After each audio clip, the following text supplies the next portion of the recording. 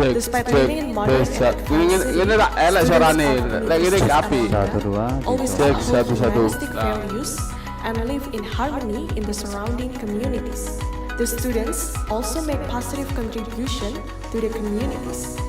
For its contribution to the world, Universitas Airlangga continues to make efforts and take a more significant role in global civilization's development. These are conducted through collaborative researches, international partnership, teaching session, and various community services. All of these efforts are derived from the spirit and the values from Universitas Airlangga motto, excellence with morality. It acts as the foundation for every element of the academic community in Universitas Airlangga to achieve the just and civilized global society.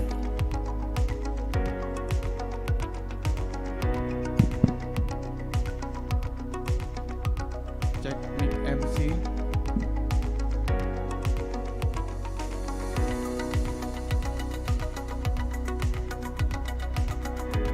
Universitas Airlangga in numbers: 6 campuses, 15 faculties, 1 postgraduate school, 174 programs, 44 bachelor degree programs, 46 master degree programs, 15 doctoral programs, 7 professional programs, 33 medical specialist programs, 8 medical subspecialist programs, 18 3-year vocational programs, 3 4-year vocational programs,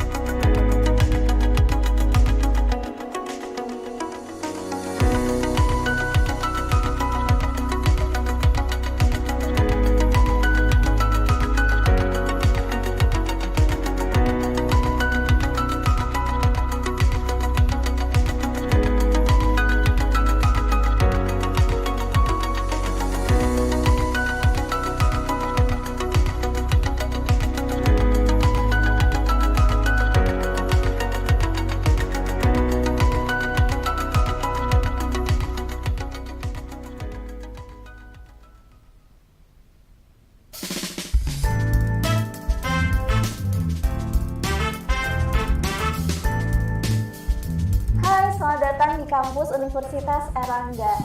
Kali ini saya, Ramya Putri Rahmadawati, akan menemani kalian jalan-jalan dari kampus A, B, C, hingga PSDKU dari Universitas Airlangga. Saya juga akan menyampaikan apa aja kontribusi UNER terhadap masyarakat dan perkembangan ilmu pengetahuan.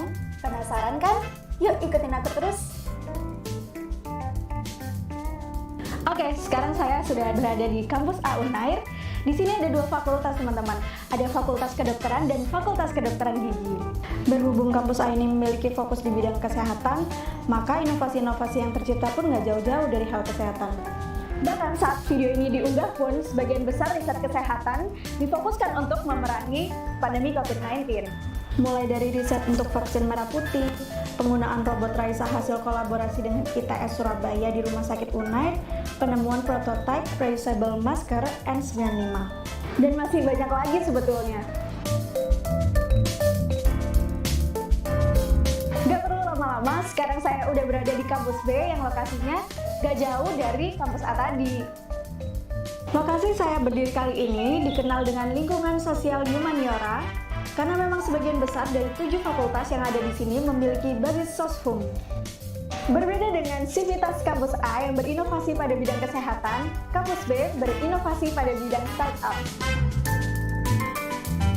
Pertama ada Relief, aplikasi konseling online, kemudian Jaria, Ekonusa, merupakan aplikasi pengelolaan dokumen, serta Legal Hub, aplikasi dengan layanan kesejahteraan hukum. Dan masih banyak lagi lainnya. Oke, sekarang saya sudah berada di kampus C Universitas Airlangga, Pusat Administrasi dan Saintek dari UNAIR. Di sini total juga ada 7 fakultas, dan semuanya berbasis sains dan teknologi. Sebetulnya Universitas Airlangga tidak hanya fokus kepada ilmu pengetahuan saja, namun kepada kebermanfaatan masyarakat sekitar juga. Maka keberadaan lift dan tangga khusus difabel ini sudah pasti bisa menjawab hal tersebut. Oke, terakhir saya masih ada di Mini Forest Kampus C Unair. Namun, saya akan tetap menyampaikan perihal PSDKU atau program studi di luar kampus utama. Unair memiliki 3 kampus PSDKU yang tersebar di Jawa Timur, yaitu di Kabupaten Lamongan, Gresik, dan Banyuwangi. Oke, itu tadi jalan-jalan di Unair hari ini. Semoga mengobati kerinduan teman-teman. See you next time. Bye-bye.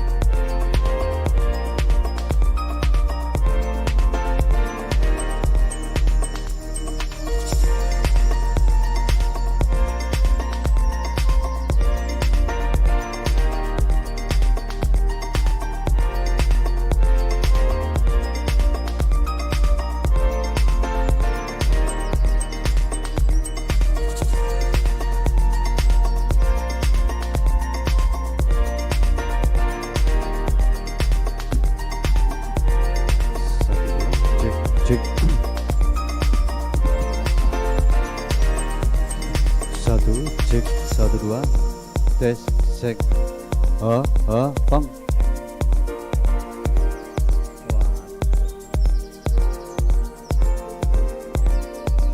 Mana? Lah ya mulai bang si orang Banten.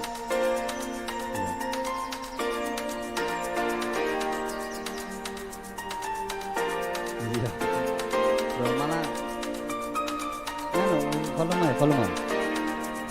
Cek 1 2 cek cukup mana? Cek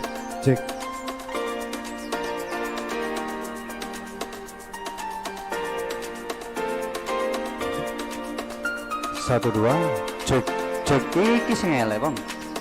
Iki sing elek.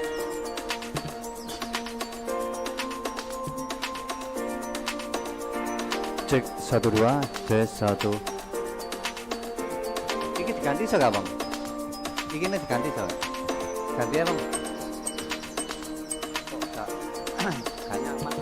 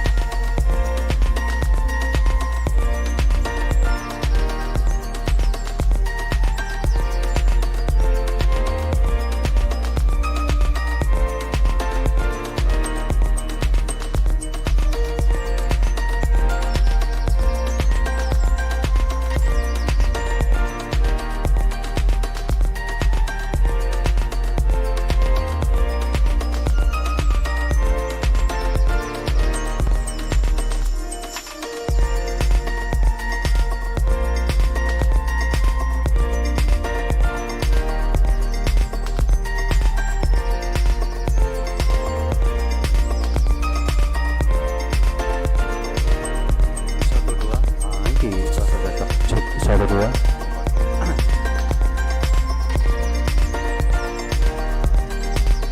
Satu dua, cek cek, cek 1 2, cek cek, cek 1 1, cek cek, enak, ramonnya, cek 1 2, cek, cek.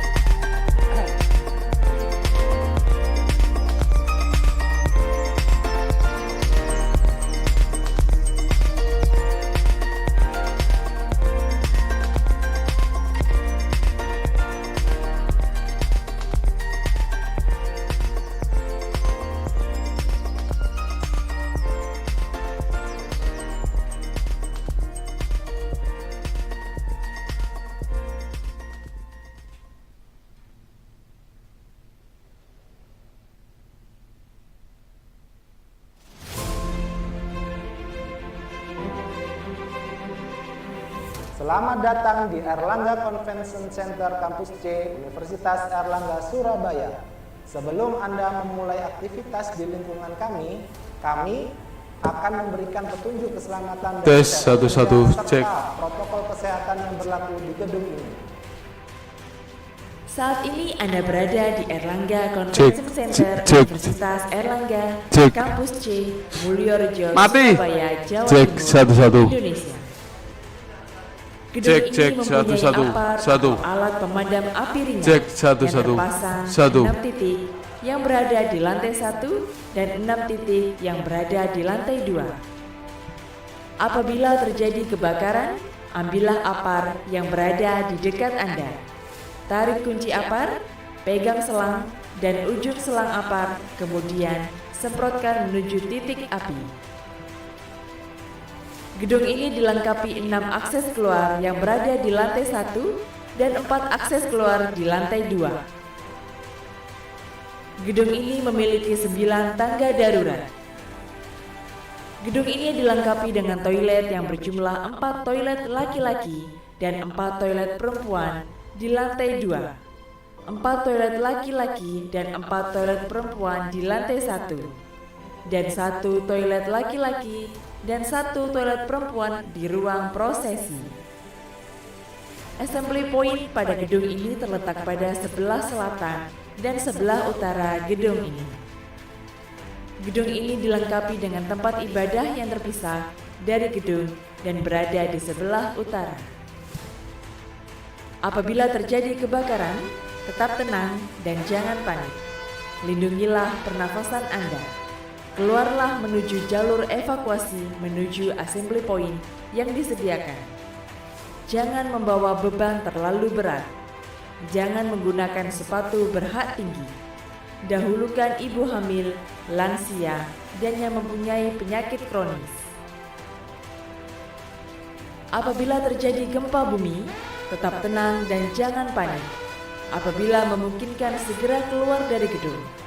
Berlindunglah di bawah meja atau di sudut yang kuat seperti dinding.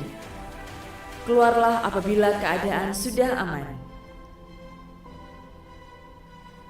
Protokol kesehatan di gedung ini berlaku untuk sivitas akademika dan tamu Universitas Erlangga yang berkunjung ke lingkungan Universitas Erlangga.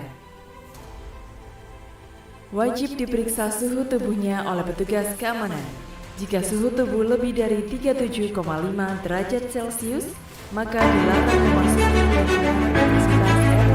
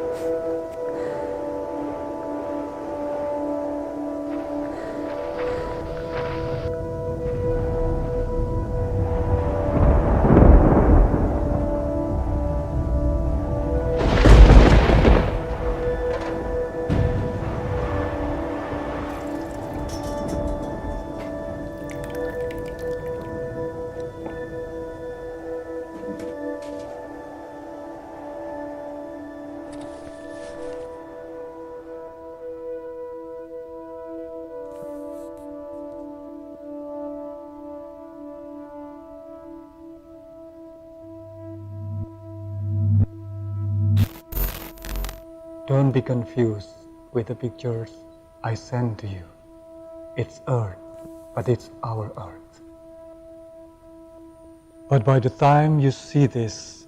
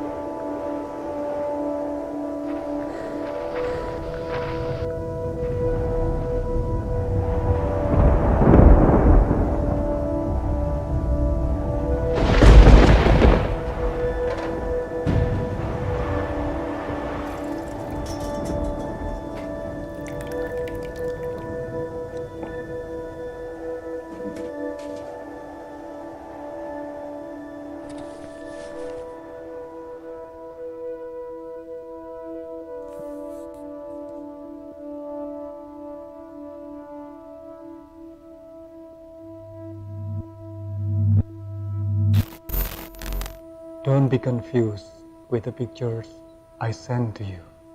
It's Earth, but it's our Earth. But by the time you see this, our Earth will be long gone, replaced by your Earth, horrible Earth. And to you, the future generations, we are deeply sorry about that. So many beautiful things that we have now, and all good things that nature has granted to us that you won't be able to have, to see, you won't be able to touch. Sorry, we have polluted your air for a long time. Sorry for our production and consumption habit bring damage to your earth. Sorry that we can't stop ruining the oceans, the forests, and the soil. Sorry for the carbon dioxide we kept releasing. We see the signs, but we decide to do something else in the name of civilizations. We forget what's good of that if there will be no future. No such thing what to call a civilization. We are sorry for stealing your future. Above all, we are sorry that the whole world can do enough to give you a beautiful and safe planet that you can call home. We feel on our responsibility, but you can still save your future for your children. I give you the seeds, plant them one by one until it clears your air, your atmosphere, restore the climate. Dear children of the future, you can still save the earth. Don't wait, act now. And once again, we are deeply sorry. Do not repeat our mistake.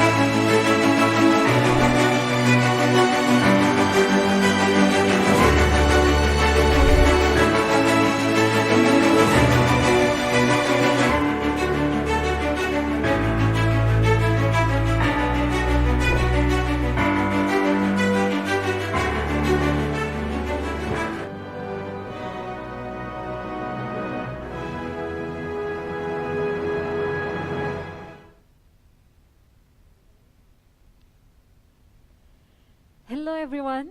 Assalamualaikum warahmatullahi wabarakatuh. A very good morning from Surabaya, Indonesia. Hopefully everyone previous day have a good rest so we can start our new day with a new spirit. Everyone, ladies and gentlemen, excellencies, we are so delighted to welcoming every one of you to the second day of the International Conference Asia Pacific Public Policy Network 2022 with the theme Promoting Adaptive Systems to the Current Turbulence Within Crisis Environment. Can we have big round of applause in here? Thank you everyone. Ladies and gentlemen, this event is broadly presented by Faculty of Social and Political Sciences Universitas Airlangga in collaborations with Indonesian Associations of Public Administrations and College of Public Policy, Hamad bin Khalifa University. Let me recap for our first day. Yesterday we had a wonderful time having 2 plenary sessions with our prominent speakers, and we already had the parallel sessions. And today we are going to run 1 sessions of the Seminar Internationals, and this is one of the special agenda. But before we proceed, jump into our first agenda for today, I will give the time to the General Chair of this conference to saying a few words to our speakers. To Dr. Salika, the floor is yours. Yes, thank you very much, Mbak Viro. Good morning, Prof. Michael Howlett, as well as Prof. Alex Jingwei. How are you? Hope you still you are okay in this pandemic situation. Thank you very much for having this opportunity here with us. I really appreciate that you both can join us today, and I do hope that in this session we can learn a lot from you both. And also I would like to ask Prof. Michael Howlett later on to officially close after this session, to officially close this conference, because unfortunately this afternoon session has to be cancelled as some of the emergency issues, like Dr. Daryl Mam has to be hospitalized, as well as Prof. Anis, as well as Prof. Leslie family also in some emergency staff. So again, I would like Prof. Michael Howlett to close officially this Apppn on the end of this session. Once again, thank you very much for with us today, and hope everyone can learn a lot from this session and the whole events in this Apppn conference. Thank you very much. Very well, thank you so much to Dr. Soliha for the wonderful speech. We do hope that everyone is safe during this pandemic, and for those whose family is having problem or having emergency issues, hopefully they will get speed recovery. Amen. So everyone, ladies and gentlemen, I do believe that everyone is getting more excited to start our agenda today. We will have 2 prominent speakers, and these sessions will be led by our moderators, Mr. Agastya Wardana, Master of International Relations. So, ladies and gentlemen, please welcome Mr. Agastya. Hey, thank you, Mbak Vero and Bu Zulika, for hosting this conference. Am I audible to all of you? Do my sounds clear? Okay. Yeah, welcome to the first and the last session of this Asia Pacific Public Policy Network conference. On today's session, we will have a very fruitful discussion, a very interesting topics for all of us, young researchers and senior researchers, because one of the problems that we are dealing in current academic environment is how to publish a successful journal creating a publication. So in today's session, we'll talk about the tips and tricks and what info can our keynote speaker share about how to create a successful publication in international journal. Today we have 2 speakers with us, a very experienced speaker. The first speaker is Dr. Alex Jingwei. hopefully my pronunciation is correct, Dr. Azza. I'm sorry if I mispronounce your name. He is Associate Professor and Associate Head Research and Development of the Department of Asian and Policy Studies at the Education University of Hong Kong. He received his PhD degree in Public Policy from the Lee Kuan Yew School of Public Policy, National University of Singapore. Dr. He specialized in public policy analysis, health policy and governance, and social policy reform, with particular focus on East Asia. In terms of publication, he has published extensively in these areas, contributes articles to leading international journals such as Public Administration Review, the China Quarterly, Health Policy and Planning, Social Science and Medicines, Journal of Contemporary China, and so on and so forth. So he have a lot of experience, and hopefully he could share the tips with us on how to create successful publication. Currently, Dr. He is also served as Associate Editor of Policy and Society, an interdisciplinary journal of policy research, and the Journal of Asian Public Policy. Without further ado, I give the first session to Dr. Alex Hejingwei to present his presentation first, before we proceed to Professor Michael Howard later. The time is yours, Dr. Alex.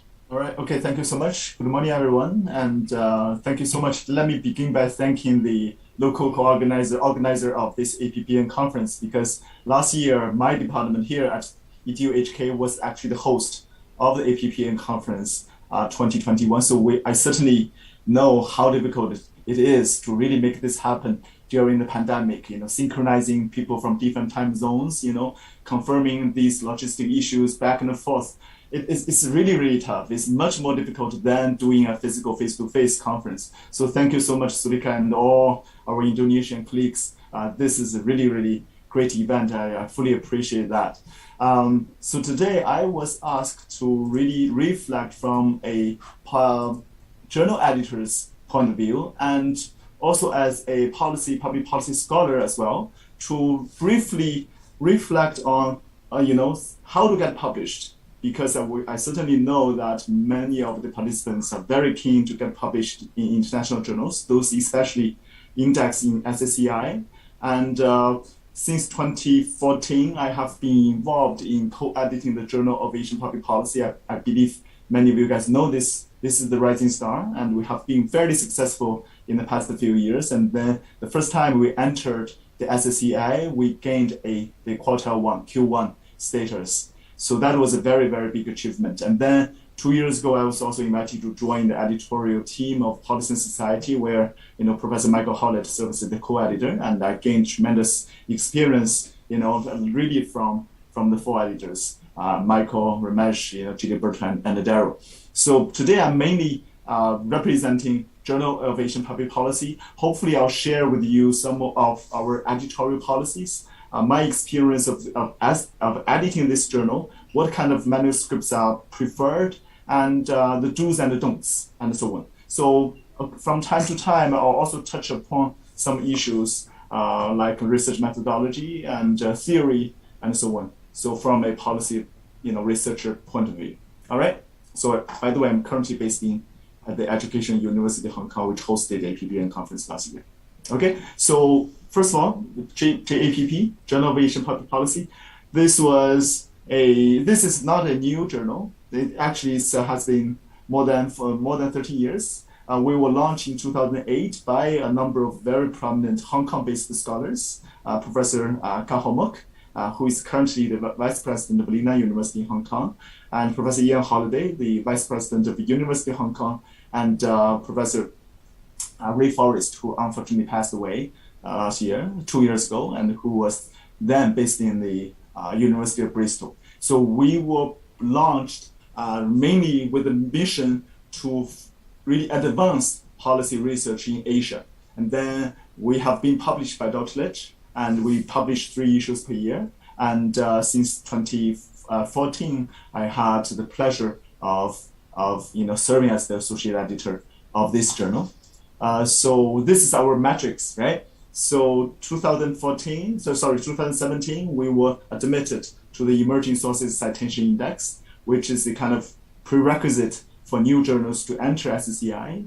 And we stayed there for 4 years, and then within just very short period of time, we saw another great leap forward. And then we were moved to SCCI in 2020. I certainly know that this index thing is very, very important for scholars, especially Asia. East Asia, Korea, Taiwan, mainland China, Hong Kong, we played this SCCI game in a very insane manner. And I believe this fetish, this worship is also gaining prominence somewhere in Indonesia, in ASEAN countries as well. This is very unfortunate, but the jungle law dictates we have to follow for survival, for tenure, for promotion and so on. So the first time we entered this SCCI game, we were put in Q1 in area studies. So out of 80 journals, we were placed at 13, so with the impact factor of 2. So I must tell you that the rejection rate, the text rejection rate is pretty high, approximately 80. So we will barely, peer review 20% of the submissions we receive, every year. And however, once the paper has entered the peer review stage, I can say that 60% of the chances you will eventually get your paper published. So the acceptance rate at the peer review stage is approximately 60%. And the overall, among all the manuscripts that were submitted to, for peer review, 75, so 3/4 of the manuscript require 2 rounds of revision. So this is kind of the average number of revisions necessary. And then for some very exceptional papers, 14 to 15%, they just have to be revised one time. And then 10% of them, unfortunately have to go through probably one more round of reviews. We have not accepted any papers. So all papers need to be peer reviewed. I think this is really, necessary for the improvement of the paper. And then, by the way, let me do a very short promotion. And from this year onward, we have decided really to celebrate the achievement of the journal. We have decided to launch this Best Paper Prize presentation, and Professor Howlett was one of the very generous nominators. We have selected, out of 20 journal articles published in the past 2 years, we have selected 2 very outstanding papers. So 2 papers were awarded. The prizes were awarded to 4 distinguished scholars based in Canada, in Japan, in the United States, and Australia. So I have provided the QR code in case you're interested. Please join us next Thursday morning, Hong Kong time, and see, basically share their joy, their achievement, and then the prize-winning authors will also, really share their research insights, their, sort of conclusions derived from their outstanding papers. So everyone is welcome next Thursday morning, Hong Kong time. Okay, so a special feature of JAPP is that we basically follow policy and society. The success of policy and society really impressed us and somehow inspired us, because in policy society, maybe later on, Professor Howlett will also talk about it. So policy society only publishes, thematic issues, basically special issues only. I think that's a very good strategy to make every issue, very thematically oriented. This is good for citation, for coherence, for theory development. So JAPP has been inspired by the success of policy and society. So out of the 3 issues per year, we at least publish 2 special issues. And sometimes in some years, all of the 3 issues are special issues. And then Routledge is very entrepreneurial publisher. And many years ago, they started this scheme called Special Issues as Books. So they will, upon nomination, they will republish, basically reprint some good special issues as edited volumes. And then I think for many, colleagues in Asia, I think this is kind of valuable because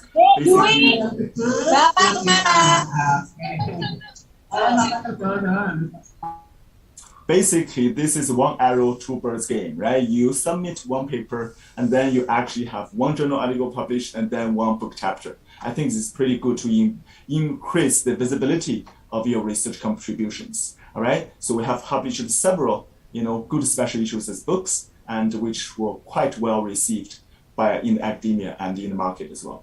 So here are some recent special issues. Hopefully this slide gives you the sort of broad impression of our taste, our approach. For example, This year, we are going to publish a special issue edited by Professor Wu Xun from Hong Kong University of Science and Technology and Professor Jay Moon, Yonsei University in South Korea. So this issue has been talking about the COVID-19 pandemic and how to sustain Asia's development. And we have got a very great paper from Dr. Sulika, and her paper examines policy capacity in Indonesians in response to COVID-19. And then we also, examine social protection in East Asian Chinese societies, poverty alleviation in Asia, and comparative approach, and then social entrepreneurship, because social entrepreneurship is gaining lots of prominence as a sort of third sector solution to public sector problems. This has been very, very popular. So we really chase the cutting edge topics in public policy and the broader public sector management. So we also look at, for example, technological innovations, AI, artificial intelligence, big data, and how they advance social development in Asia. And then we also look at transforming welfare systems and social policy innovation in East Asia, and so on. So from all these topics, you can understand that we are dedicated to promote policy research in Asia, Southeast, East Asia, and even including Central Asia as well. So here, let me show you some of the well-cited articles. And for example, the first one, co-edited by some scholars based in Australia and the UK. This paper, the technological innovation and social development in Asia, this paper alone has been downloaded, I think, for 5-digit times. Very, very popular. And then we also look at East Asian welfare regime, policy capacity. This is the third paper is contributed by Dr. Sulika, policy capacity and how Indonesia's welfare system respond to the COVID-19 pandemic. We also look at the evolution of policy experimentation in Asia. This is the prize-winning paper of our best paper prize this year. And so we also look at policy process in South Korea through the lens of advocacy coalition framework. So every policy researcher knows this is one of the mainstream, very, very prominent theories in public policy process theories. And we also look at, for example, how COVID impacts ASEAN tourist industry. This is another very popular paper published last year. So let me come back to our editorial policy, our preferences. So this is, kind of concern of most contributors. So what are the reasons that lead to desk rejection, which is very unfortunate? Number one, I would say majority of the desk rejections were because the submissions were beyond the journal's scope of interest. Although our spectrum of interest is pretty wide, still this is a policy journal. This is not a social work journal or management journal. So unfortunately, many of the desk rejected papers probably have found a wrong journal, a wrong outlet. For example, many papers, take the approach of social work, very micro, right? And then management sciences and political science, of course, the disciplinary boundary between political science and public policies is not clear. However, many of these papers are very narrowly framed in politics, not really political science, politics, power struggle, and so on. We are not really enthusiastic with these kind of papers, and law, communication studies, and foreign policy. So they are generally considered as being beyond our scope of interest. And then for the submissions, which are really within our scope of interest, we also unfortunately have to that's reject a large number of them because the common weakness they suffer is that they are too narrowly framed, case studies. I'm not saying that case studies have no value. Actually, the value of case studies has never diminished. No matter how rapidly, the research methodology have evolved, but still have evolved. Still, case studies do have values. But we have to reject many of these papers because they simply tell stories. They are too descriptive, and the under-theorization of cases is the main reason that we have to reject many of these narrowly defined, narrowly framed case studies. I have to say that many of these papers come from Southeast Asia and South Asia. And third reason is low readability. And the majority of us in this virtual meeting room face language barriers when we write in English, right? It's our third language, is probably even, fourth language, I don't know. So low readability is another barrier. Of course, scholars in Asia have improved a lot in terms of our English writing, but still do polish English before submission. That will increase the chance of being admitted, at least for peer review. All right. So let me show you our general theoretical taste. Number one, of course, as a policy journal, I don't mind saying that we, as the editor, associate editors, we do have our personal bias. We were trained in mainstream public policies, so certainly advancing mainstream policy sciences is our primary, sort of mission. And then, so these mainstream frameworks are most popular, right, and most preferred. Multiple streams framework, punctuated, equilibrium, policy learning, transfer, diffusion, experimentation, entrepreneurship. So if your paper deals with these topics in a very thorough manner, and then you do offer some insights, even from case studies, we do welcome them. The chance of being best rejected is close to zero if you do take this approach. And number two, public policy itself is both a theory-driven field, and it's also a very applied field. We want to solve real-world issues, and so we do welcome many policy papers which take a very clear sectoral, perspective. You look at environmental issues, urban policy issues, social welfare issues, education policy, housing, finance, even R&D, science and technology. Most of these papers are welcome, but please, frame your paper with a very explicit social science leaning, because many of the fields, for example, environment, R&D, science and technology, they're very, science-oriented. And then we don't know how to interpret those numbers and those technical jargons, right? So social science approach is needed for these sort of papers. And then, as I just mentioned, the disciplinary boundary between public policy and the public administration has never been clear. So we do welcome PA studies, public administration, public management studies, and actually many good policy scholars were trained in public policy, in public administration. So mainstream PA studies are very much interested in collaboration, organizational behaviors, public service motivation, very micro, and then, for example, street-level bureaucrats. And this line of inquiries is certainly welcome. It's actually very welcome. And then the chief editor, Professor Gao Haomok, and myself, we are social policy researchers. So we do carry a kind of a preference. So if your research deals with social policy, social welfare, for example, welfare regime, welfare attitudes, that's very welcome. So these are the general theoretical taste of JAPP. And then let me briefly, talk about the non-theoretical approaches, because public policy, is also applied field of research. We do not wish to really make our journal very theoretically driven and then live in the ivory tower and so on. So we do face real-world policy, public sector problems.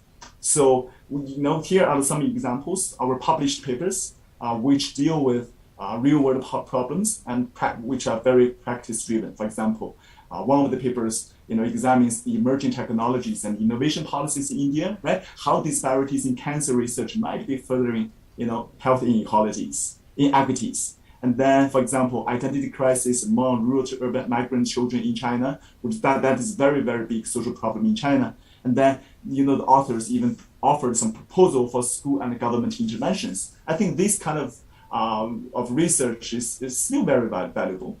And for example, we recently published a great paper, contributed by Filipino scholars. They look at e-governance in agriculture, how digital tools enable Filipino farmers in agriculture and to improve their livelihood, and so on.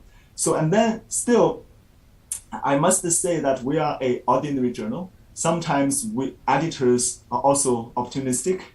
So we do chase the fads and the fashion somehow, but not often, but sometimes we do it. For example, in the past few years, we have published 2 special issues, which are not conventionally in mainstream policy sciences. For example, this Prime Minister Modi and his mode of governance, by some Indian scholars. and North Korea in the Kim Jong-un era, and how how that regime change, that leadership change, is impacting the security of the Korean Peninsula. So we do chase from time to time those hot topics. So if any of the audience is interested in proposing a special issue, please feel free to write to us, and the editorial team will be more than happy to have a discussion with you. So, as a good research, of course, the theoretical value must be there, but on the other hand, methodological rigor, the analytical rigor must be strong. This is, needless to say. So let me just briefly, talk about some methodological issues. For example, in social sciences, the methodological innovations have been very rapid, right? So in probably 20, 30 years, scholars predominantly relying on old-fashioned qualitative case studies, survey, and so on, or statistical data. But now many younger generations of researchers are doing fancy stuff, right? Like experimental design. And then in the recent years, big data techniques have been increasingly applied in policy sciences, in public policy. And for example, one of my collaborators and myself, we have been using quantifying policy text as big data to analyze the different orientations and different strategies of existing public policies. So policy text as big data is increasingly used, and some policy scholars use event history analysis to examine the timing of specific policy interventions. And then survey in the old days were barely some questions as an instrument to measure some categorical data and so on. But now survey can be used as an experiment, as a form of experiment. And then that, is getting very popular in the recent years. And then I believe you guys know QCA, qualitative comparative analysis, which is also very, very popular now.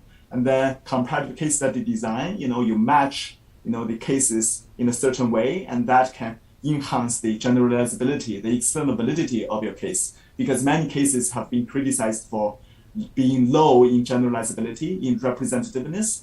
But in the past few years, many scholars have made great contribution in methodological innovation. Now, if you can somehow match these multiple cases in the matrix, right, and 2x2 or 3x3, and then carefully matched case studies can improve analytical rigor and generalizability as well. So many public policy research also essentially does policy evaluation. And we do welcome that, but we really expect this line of papers to be making good use of existing data, right? Quantitative data, or you do realistic evaluation from a qualitative point of view. So, but anyway, we do expect our papers, our submissions to be, strong in analytical rigor and methodological value. So this is my last slide. I want to bring your attention to an often neglected aspect of paper submissions, title, right? Many people tend to think that substance matters. Of course, substance always matters, the content matters. But if you can somehow be creative enough, if you can have a very nicely phrased title, I think that will catch the eyeball of the editor, and somehow that may change the fate of your submission. So I have always been fascinated by how creative and how beautiful, some titles they sound. Let me show you some examples. For example, the first one. Everybody knows the John Kingdon's multiple streams framework, right? And then some years ago, a group of I think Latin American Brazilian scholars, they wrote a paper talking. The title was "Taking the Multiple Streams Framework for a Walk in Latin America," right? So bring in John Kingdon's framework into the Latin American context. The title itself reads very beautiful, right? And then social network analysis. This is one of the papers we published last year. Social network analysis and public policy. What's new? I think the words "what's new" itself means a lot, right? They tell you that the authors are very confident that they have truly shown you the cutting edge stuff, the state of the art methodological, innovations in social network analysis. So this title itself really conveys the confidence of the scholars, of the authors. And 3, using proverbs, using idioms, using metaphors is always a good strategy in titling, right? Look at this. The third paper draws from the ancient Chinese, a metaphor. And then I think even in Southeast Asia, I believe many of our colleagues in Southeast Asia also probably understand this metaphor, right? Killing a chicken to scare the monkey, right? Deterrence failure and the local defiance in China. And number 4, what is so wicked about wicked problems? Wicked problems is a very big concept in policy sciences. And then what is so wicked about these wicked problems? So conceptual analysis and research program. So looking at the title, you can probably sense that the author must be a very distinguished one. And yes, he was, and he is still. So, and next, competing for the father's love, the politics of central government agency termination in China, right? They very, wisely, creatively use this metaphor to really describe the nature of central government restructurings in China. Which ministry needs to be shut down, which ministry will be created, and this involves lots of politics, right? And Patrick Dunleavy used the word called bureau shaping, as a metaphor to describe this kind of ministerial restructurings. And then this group of scholars based in Tsinghua University in Beijing, they use this, title to really express, to really embody the name of the game. And then the last one is by Michael Minchong. And look, so you want to be a policy entrepreneur with a question mark.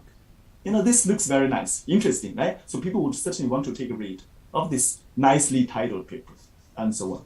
So yes, I think this is very much what I want to share today. And so thank you so much. And let's leave more time to Professor Michael Howlett, who will certainly have a lot to share. So this is my email. So feel free to drop me an email if you're interested in submitting your paper to the APP. And good luck. Thank you so much.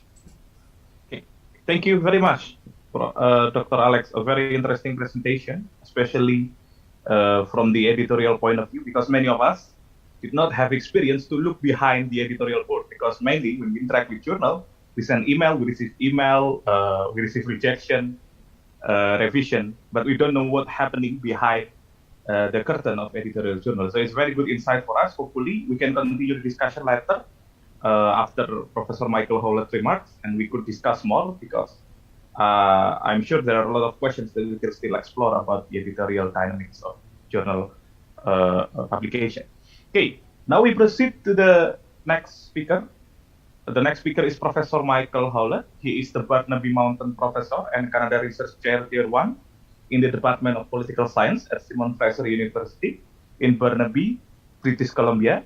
And he was Yong Pung Hao Chair Professor in the Lee Kuan Yew School of Public Policy at the National University of Singapore. He specialized in comparative policy studies with a focus on resource and environmental policy making. He has also been a visiting professor at Simon Fraser University, the National University of Singapore, the University of Cagliari, and the Hong Kong University of Science and Technology. In terms of publication, he has published leading textbooks and articles on topics related to Canadian politics, natural resources, environmental policy, Canadian public policy making, policy instrument and design, among others. In terms of journal publication experiences, he also served as co-editor of the Canadian Journal of Political Science and is currently editor-in-chief of Policy and Sciences, as well as co-editor of the Journal of Comparative Policy Analysis, Policy and Society, and Policy Design and Practice. I give the time to Professor Michael Howlett if you would give some remarks and adds to Alex's explanation. The time is yours, Professor Michael Howlett. Well, great. Thank you very much. Well, I'm delighted to be here, and I have some general comments which I think will complement what Alex was saying quite well. I want to leave as much time as possible for questions and answers, discussion. So I won't take a lot of time. I basically want to say a little bit about what it is that journals are looking for and journal editors are looking for from authors, and then also what authors are looking for from journals, and how those two aspects meet each other or don't meet each other, as the case may be. So the comments are fairly general. As I say, I think it will complement what Alex was just saying, because he's illustrated some of the points that I was going to make. And hopefully this won't take too long, and then we can move on to questions. the topic for this particular panel is about publishing in international journals. And that, that's fine and everything, but there's also, of course, publishing in books and edited collections and things like that. Some of the things that that Alex was saying and that I'm going to be saying also apply, to books and edited collections and so on.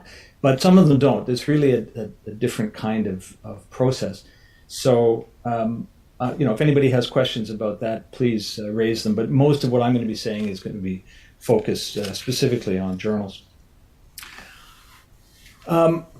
The moderator just mentioned some of the journals that I've been involved with, and I wanted to just sort of repeat that a little bit, but to focus on the differences between those journals, because this is really the first point that I want to make about journals and authors and the matching of journals and authors, which are that really the only 100% guaranteed sure way to be rejected and not published, is to send the wrong article to the wrong journal, and otherwise, usually you can have a pretty good chance of getting published if you have quality work, which is the kind of work which is done for conferences like the Apppn and so on. But journals are very different, and that means that they're really looking for different things.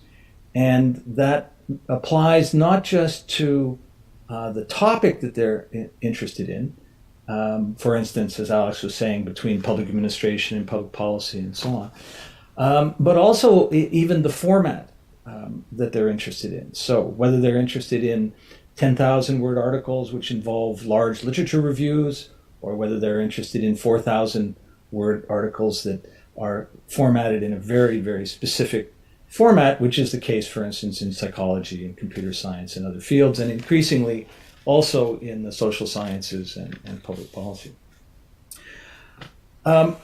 So the journals that I've been involved with, one is the Canadian Journal of Political Science, which of course is a political science, not a public policy journal, but it does publish public policy articles.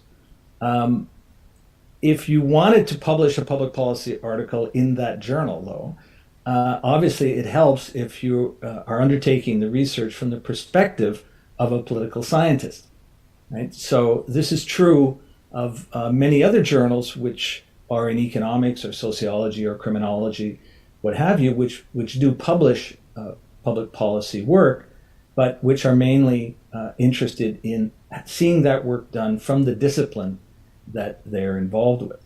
So for instance, if you sent an economically oriented public policy article to the Canadian Journal of Political Science, it would be rejected. And it's being rejected not so much because of the quality, it may be a very fine piece, but because it doesn't fit the mandate of the journal, which is to publish political science oriented work. The Journal of Comparative Policy Analysis is another journal that I'm involved with, and as you can tell from the title, it's interested in comparative work. So even though its focus is very much on policy analysis and public policy, it will generally not publish case studies in those areas unless those case studies have a comparative component. So you really do have to be careful about what you send to these journals. Policy and Society is another journal that I'm involved with, and as Alex pointed out, that's a journal that up until very recently only publishes thematic or special issues. So if you were to send a regular research, standalone research article to Policy and Society, it will be rejected because the journal does not publish those kinds of articles. It only publishes articles which are in special issues, which are commissioned in a different way, somewhat more similar to how an edited book is commissioned. Policy Sciences. This is the oldest journal in the field. It's a journal that is interested in a very wide range of topics with respect to public policy. However, it tends to publish general or conceptual articles which often have a theoretical component and which generally don't get into the weeds in terms of the details of case studies or comparative treatments. So for instance, if you had an article that was dealing with an aspect of energy policy, like the development of renewable tariff or something, feed-in tariff, something like that, if it was a very, very detailed discussion of that, it really wouldn't fit policy sciences. It would fit a journal like Energy Policy, which is interested in that, or Energy Research and Social Sciences, which also publishes policy work, but it probably would not get published in policy sciences, and it would be rejected. Lastly, I'm involved in a new journal, which is called Policy Design and Practice, and you can probably tell from the title, it's interested in practice, and its mandate is to publish articles which are sort of immediately digestible by practitioners and which involve or set out lessons about various aspects, and it can be a wide range of topics, but lessons about activities and practices that practitioners can adopt on the ground. PDP has some very special formatting requirements, so it does not publish 10,000 word articles. It publishes articles that are at most 5,000 to 6,000 words. It's not interested in long literature reviews. It's not interested in sophisticated mathematics or statistics or any treatment like that. It's interested in what you would call, bite-sized pieces that are easily digestible, encapsulating lessons from practice for practitioners. Well, every journal that you can think of, including JAPP, which Alex just set out, has some kind of a mandate and terms of reference and a format and a preference for particular kinds of articles.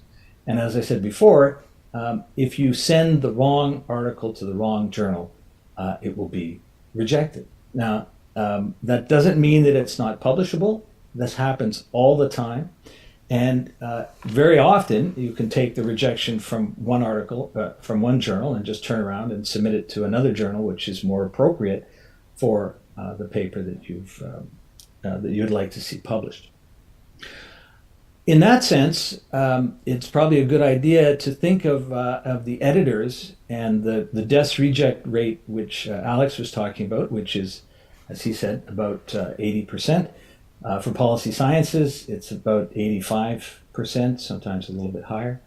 The editors rejecting the article very quickly. So in other words, when you submit, getting a rejection within a week or so of submitting is not a bad thing. In fact, that's a great thing. It's much better for that to happen after a week rather than for the editor to send it out for review and for it to be rejected because it doesn't meet the format of the journal, but it may take 3, 4, 5, 6 months for reviewers to submit their comments and so on. And basically you just wasted 6 months of everybody's time by doing that. So in that sense, I mean, the editor really, in a way, is your friend. If it doesn't fit the mandate or format of the journal, and every journal has that, then it's really a good thing that the editor rejects it, and then you can turn and get it published somewhere else. It also means that one of the things that you should be doing, of course, is your own sort of marketing before you send the article off to a journal. You should be looking at the journal and what it's published in the past. Alex gave some examples of titles, for instance, and topics that have been published in JAPP recently. If your work is along those same lines, then that's something that you should send to JAPP. On the other hand, if you're doing a study of a European topic, for instance, and I know JAPP has a very broad range of interest, but it may not be appropriate for JAPP. It may be more appropriate for a journal like the Journal of European Public Policy, which focuses on those kinds of issues. So that's one of the things that the journal is looking for from authors. And I just want to mention 3 or 4 things that the journals are looking for, and then 3 or 4 things that the authors are usually looking for. And I can say a little bit about some aspects of the publishing industry and so on in doing that. Okay, so the first thing that the journal wants, obviously, is it wants articles to be submitted that are in the areas that fit the mandate that the journal has. The editors generally do not have the kinds of discretion that would be required to publish anything else. So most journals are run by associations, or they may be owned by publishers, but they have terms of reference, they have mandates. These are listed on their web pages, and editors really have to function within those terms of reference. So even if they thought this was a Nobel Prize winning article in some other journal, they're not going to publish it, and they can't really in their journal. So it'll be rejected. Secondly, what the journal wants is, of course, quality articles which advance the discipline or advance the mandate of the journal. So the journal is not interested, usually journals are not interested in publishing, for instance, replication studies, which of course it's not necessarily a good thing that they're not interested in publishing replication studies, but generally that's viewed as not being innovative enough to be moving the discipline forward, and so it's likely policy field, the event. So you may find some articles that might be talking about events and activities from maybe 10 years ago or as much as 20 years ago, but generally you won't find historical pieces. So you won't, if you have something that's looking at, again, what might be an extremely interesting and useful case, like for instance, an article that's dealing with the pandemic of 1919, you would not be able generally to get that into a policy journal if it's only dealing with that activity historically. Now, if it has saying something about the lessons from that for the current pandemic, then it's more likely to happen. Otherwise, of course, you really should go to a journal like the Journal of Policy History, which does specialize in topics like that. Thirdly, and this has something to do with the quality issues, the journals, of course, judge quality in terms of both the editors and the editorial assistants and associates and so on judgment, but also they operate through the peer review process. The peer review process for an academic journal or a scholarly journal is absolutely essential.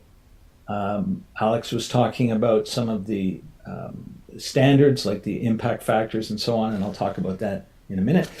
But those really only apply to peer-reviewed journals. Now, not all journals are peer-reviewed, and so there is a kind of purpose for those, which they're generally more, they might be practitioner-oriented, or they might be in-house publications. They may publish very good work. However, your standard international scholarly journal is going to be a peer-reviewed journal. You probably know peer review comes in different forms, and so sometimes we're talking about single-blind peer review, sometimes a double-blind. There's some suggestion now that we should use a triple-blind review process. This, of course, these refer to who knows who the author of the publication is. In a single-blind process, what usually happens is that the reviewers may know who the author is, but the author generally doesn't know who the reviewers are. In a double-blind peer review process, neither one of them knows. So the author doesn't know who the reviewers are, and the reviewers don't know who the author is. The current sort of gold standard in the field is the double-blind peer-reviewed process. There are some concerns with that in some areas in North America and elsewhere, and so there are some ideas about having a triple-blind process, which is where the editors also wouldn't know who the authors are. So the authors might be assigned a number when the article is submitted, and then the entire process, including the desk review and so on, would take place in a completely anonymous format. I actually don't know any journals that have adopted a triple-blind review process yet. However, that may happen in some areas in the future, but double-blind is really what it's all about. Well, the double-blind process relies on reviewers. And the reviewer's time, from the journal perspective and from the editor's perspective, is extremely valuable. There are a limited number of academics in the world. There's a limited number of academics at any particular time in the world who are interested in or willing to review articles. And there is even a smaller number of that subset who are actually qualified to review a particular article. So reviewers can be hard to find, and all reputable international journals usually have a kind of decision rule whereby they require at least 2 or 3 reviews which say basically the same thing, i.e. that an article should be accepted or rejected or revised, and that those revisions can be minor revisions or major revisions, what have you. And the editors of the journals generally don't have a lot of discretion. They have some discretion in interpreting some of those reviews. They have some discretion if it comes to, say, breaking ties or deciding that perhaps a major a review which suggests major revisions is actually minor revisions, something like that. But generally, they cannot accept an article unless they get at least 2, possibly 3, sometimes 4 or 5, some journals 5 or 6 reviewers to say that it should be accepted. Now, because of that, it means that editors are very wary of wasting reviewers' time. So no one wants to be continually sending out articles to reviewers that are going to be rejected.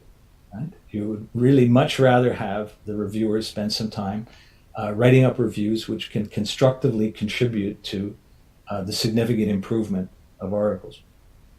So the peer review process means that's part of the reason why you get these high DES reject rates that Alex was talking about. So the first thing that the editor has to look at is, does this manuscript fit the mandate and format of the journal? And if it doesn't, it'll be rejected. Secondly, they have to look at it and say, do I think, based on the experience that I have, in some cases with hundreds of articles and thousands of reviewers, is this article likely to get through the peer review process successfully in a reasonable amount of time? And if they decide that they don't think that that's the case, then they'll reject it again. And that's where some of the discretion comes in. And but those judgments are based on experience, and they're based on not wanting to waste the time of reviewers, because of course you can't keep asking the same reviewers to review articles over and over and over and over again. So if you're lucky, you might have the same person might do 5 or 6 a year, but that would, for you, and that's probably about it. So editors do make those kinds of decisions, and those decisions are actually, again, in your favor. Because if it's felt, for instance, that the process is going to drag out for too long, so that if it's likely that the article will get a significant, major revise and resubmit designation, well, that means you have to take it as the author, you have to rewrite it, you have to resubmit it, it has to be re-reviewed. Every time that happens, you're adding 4, 5, 6 months to the process.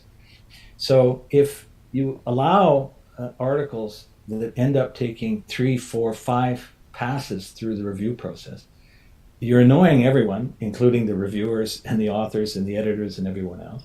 And this process will take 2.5 to 3 years, and may end up with the article not being published. So you're much better off to have a judgment made, again, right at the outset, where the editor thinks that this is probably likely to get through the review process. And that means that the review process will probably take, at most, 2 rounds. And so you'll be looking, if you're successful, at publication, from submission to something in a year, possibly in a year and a half. Fourthly, the journal editors are concerned with the kinds of citation metrics that Alex mentioned and listed in one of his slides. There are a number of these. They're quite controversial, and Alex mentioned that. One of the reasons that they're controversial is because they're not necessarily the best indicator. It's also the case that, as Alex was mentioning, that they can be gamed, and so that's problematic as well.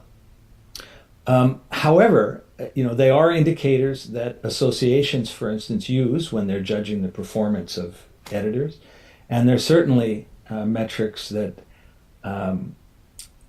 vice presidents and deans and others in universities use when they're judging the performance of their faculty. So, as Alex said, this is really the law of the jungle, and there's not much you can do about it. Hopefully, at some point, there may be a better metric or a better measure, and we can work on that. But for now, this is what we're dealing with. The two that are really key, one is more important than another for historical reasons, but one is Scopus, which is a measure, which is an indicator which is done by Elsevier. Elsevier, as you probably know, is the heartless multinational of the publication world. They have thousands of journals, and because of the number of journals that they have, they are able to keep track of things like how many times the article has been downloaded and by who and from where and so on. And they can also look at the citations that the journal articles get in their other journals. Now that has been expanded because as publications have gone digital and are more available, it's possible to look outside of your in-house publications to a much larger group of journals to see what is being cited by who in the references and how many times and so on in a year. The other one, which is Scopus, is kind of a newer rival to an older one, which is sometimes referred to as the SSCI index, which is the Social Science Citation Index, which has been around since the 1970s. Sometimes it's referred to as ISI, which I don't even know what ISI stands for actually, but it's something, Citation Index, which was just because the company was sold and the name changed and so on. And now it's sometimes referred to as the Clarivate Journal Citation Index or metric. Clarivate, I'm sorry to say, is a Canadian company, and it's owned by Thomson here, and it really has sort of set the standard for these citation factors. So when you see somebody say we have a 2.0 or 3.0 or 5.0 or 5.4 or whatever it is, ISI ranking, what they're talking about is the score which is given to the journal by Thomson Analytics, which is Clarivate Analytics, which looks at the number of times the articles in the journal have been cited over the previous 2-year period in the year for which the metric is awarded. So for instance, this year we'll be getting the 2021 figures, which will be based on publications in journals that came out in 2019 and 2020,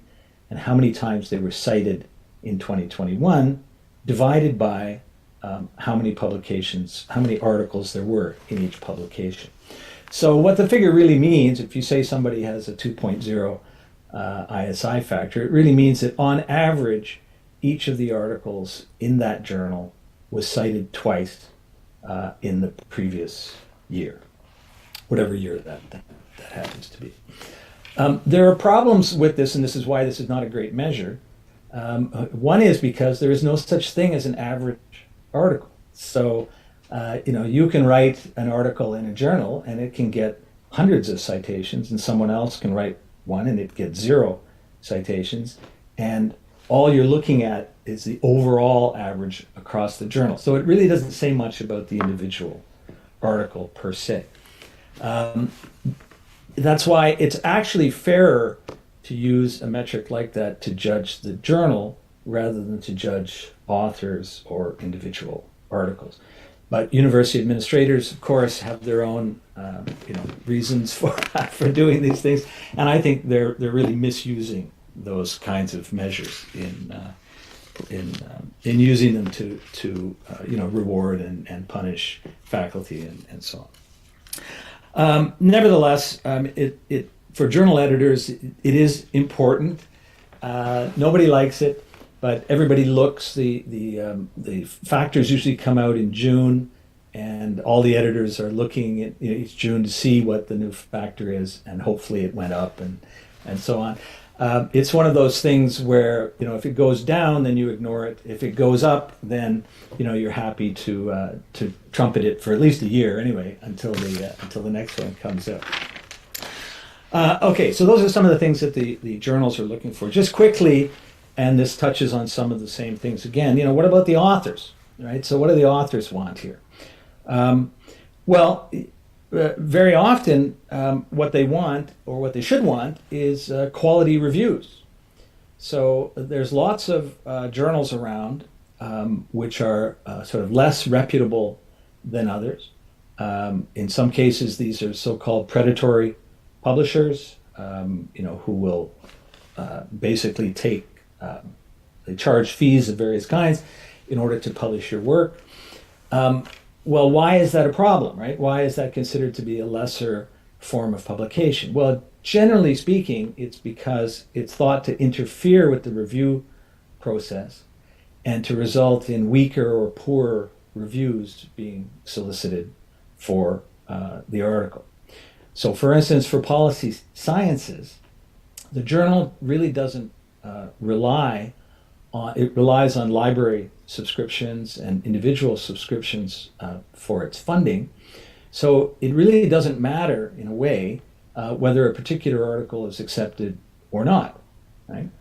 However, if you're a journal where you're relying on the author to pay $3,000 or $4,000 to get published, there's obviously a conflict of interest there, and it's difficult to manage that. Now, some journals do manage that, and it's not always black and white or clear cut, but generally speaking, what the authors would like is to get quality reviews, and they're more likely to get quality reviews if they go with the standard journals which operate using the double-blind peer review process, where they're likely to get some good feedback on their articles rather than quick reviews that don't say very much one way or the other, and which really don't help the author in improving their piece.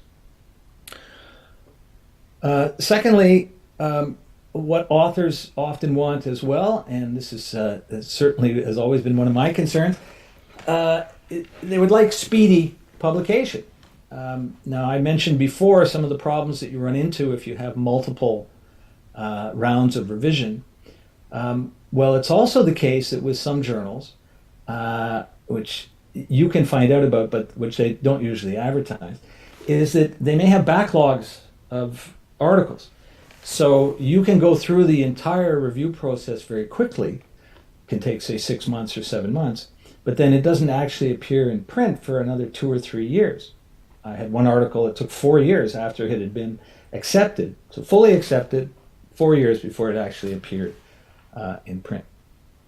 Now, that doesn't happen as much anymore because a lot of journals have moved to an early view process where the article is put up online as soon as it's accepted, so that appearing in print really is pro forma and is not as significant as it used to be. And that's a major improvement. But it's still the case that some journals are inefficient, some journals are incompetent, and it is not unheard of for some journals, for instance, to lose articles, or certainly to lose track of articles. And this is not a good thing, clearly, from an author's perspective. So one of the things that you should do, of course, as an author, is to stay on top of the file. So there should be clear lines of communication between the authors and the journals. And if you haven't heard anything about the progress of the article in, say, 2 or 3 months between any particular step in the production process or editorial or review process, you should write to the editor and ask. Editors don't mind getting those kinds of queries, and it's good to be able to reassure authors that everything's on track and that things are coming out and so on. And occasionally it's good to be prompted. You may be waiting on a reviewer who's taken too long to put in the review, so it will prompt you to do something that you might otherwise have waited a little bit longer for. Thirdly, of course, authors usually want to publish in quality journals. And the question is, well, how do you measure that? The way that that's often done is that people think of these impact factors as being a measure of quality. Again, that's a very imperfect measure, even at the best of times. But it's also the case that the high impact factor may not be a good indicator, depending on the kind of publication or the kind of research that you're doing. So it's very often the case that high impact factor journals are, or maybe omnibus journals. That is, they publish a lot of different articles from a lot of different fields. Some fields have higher citation rates than others. And so overall, the journal may have a high impact factor. But people may not be reading that journal for the reason or due to or linked to the topic that you are writing on. So I had mentioned energy policy, for instance, a moment ago, as opposed to, say, policy sciences. I think actually energy policy has a higher impact factor than policy science. But anyway, imagine that it was the reverse for a minute. So you might think that, well, I have a really good article which is dealing with a particular aspect of energy policy, and policy sciences has the highest impact factor, so I'm going to publish in that journal. It's a quality journal. Well, it's true that it's a quality journal, but the people who are researching on energy policy are most likely and are more likely to be reading and citing and working with articles that appear in energy policy, even though it may have a lower impact factor. So, you have to take that into account, and some of that is reputational. Some of that, of course, you will know because you know what journals you read, and you know what journals your colleagues read, and you know what journals they think are good journals and which ones aren't. And those are very important determinations. So I certainly wouldn't, do things just simply based on ISI factors. The authors also, of course, want readers, and that goes to the same point. So, is it the case you can publish an article which is a brilliant article? If it does appear sort of in the wrong journal, then it's not that likely that the people you care about, which is your colleagues in the field that you're working on, will be able to find it or read it. It's less of a problem these days because, of course, they don't have to go to the library and look through hard copies of journals. So you can do a Google search and you can probably find the article. But that certainly used to be the case in the past. So again, the choice of journal is very important. I know I've taken up a lot of time, so I just wanted to say one or two things very quickly about the industry itself and some of the things that are happening in the industry. Academic publishing is a very strange business. It's a very profitable business, and there are giant publishers. I mentioned Elsevier, but there are many others. Policy Sciences is published by Springer. Springer is merging with Macmillan, Palgrave. It's bought Nature, and so on. Alex's journal is published by Taylor and Francis, which is also linked to Routledge, which is part of Informa, which is another big English multimedia group, and so on. It's a strange business because, of course, a lot of the work which is done in the business is done for free. So the authors don't charge the journals for their work. The reviewers don't charge the journals for their work. But the journals charge the readers, they charge the libraries or others for that work. So in some cases, they have very high profit margins as a result. Elsevier has, a return, not just a return each year, but like a return on investment each year of about 25 to 30%, which is enormous and way out of keeping with many other industries, from electric cars to computers. It's similar to maybe Apple for the iPhones. Well, for a variety of reasons, the old models that those publishers have been using have been under pressure over the past 10 to 20 years. Most of that is linked to digitization and the internet. Many of these journals used to rely on subscriptions from libraries and from individual members of associations and things like that. Well, that subscription model has been undermined by the ability of both the large publishers, but anybody really, to do electronic publishing themselves. It can be done at very low cost. It means that it's very easy to set up new journals. Those new journals don't have to necessarily be accepted or purchased by university libraries, but can just be individual articles can be downloaded by individuals and so on. And it's really it's changed the nature of the business. One of the developments which has happened as a result of that is that the publishers have sought alternative business models, and one of the models that they've been using is the so-called open access model, which is that rather than publish an article which is behind a paywall, in which you either have to have a library subscription or some other way to access the material, instead somebody, often the author, pays a fee up front, and then the publisher makes that article available to anyone. So it doesn't have to go. You don't have to go through a library system and so on.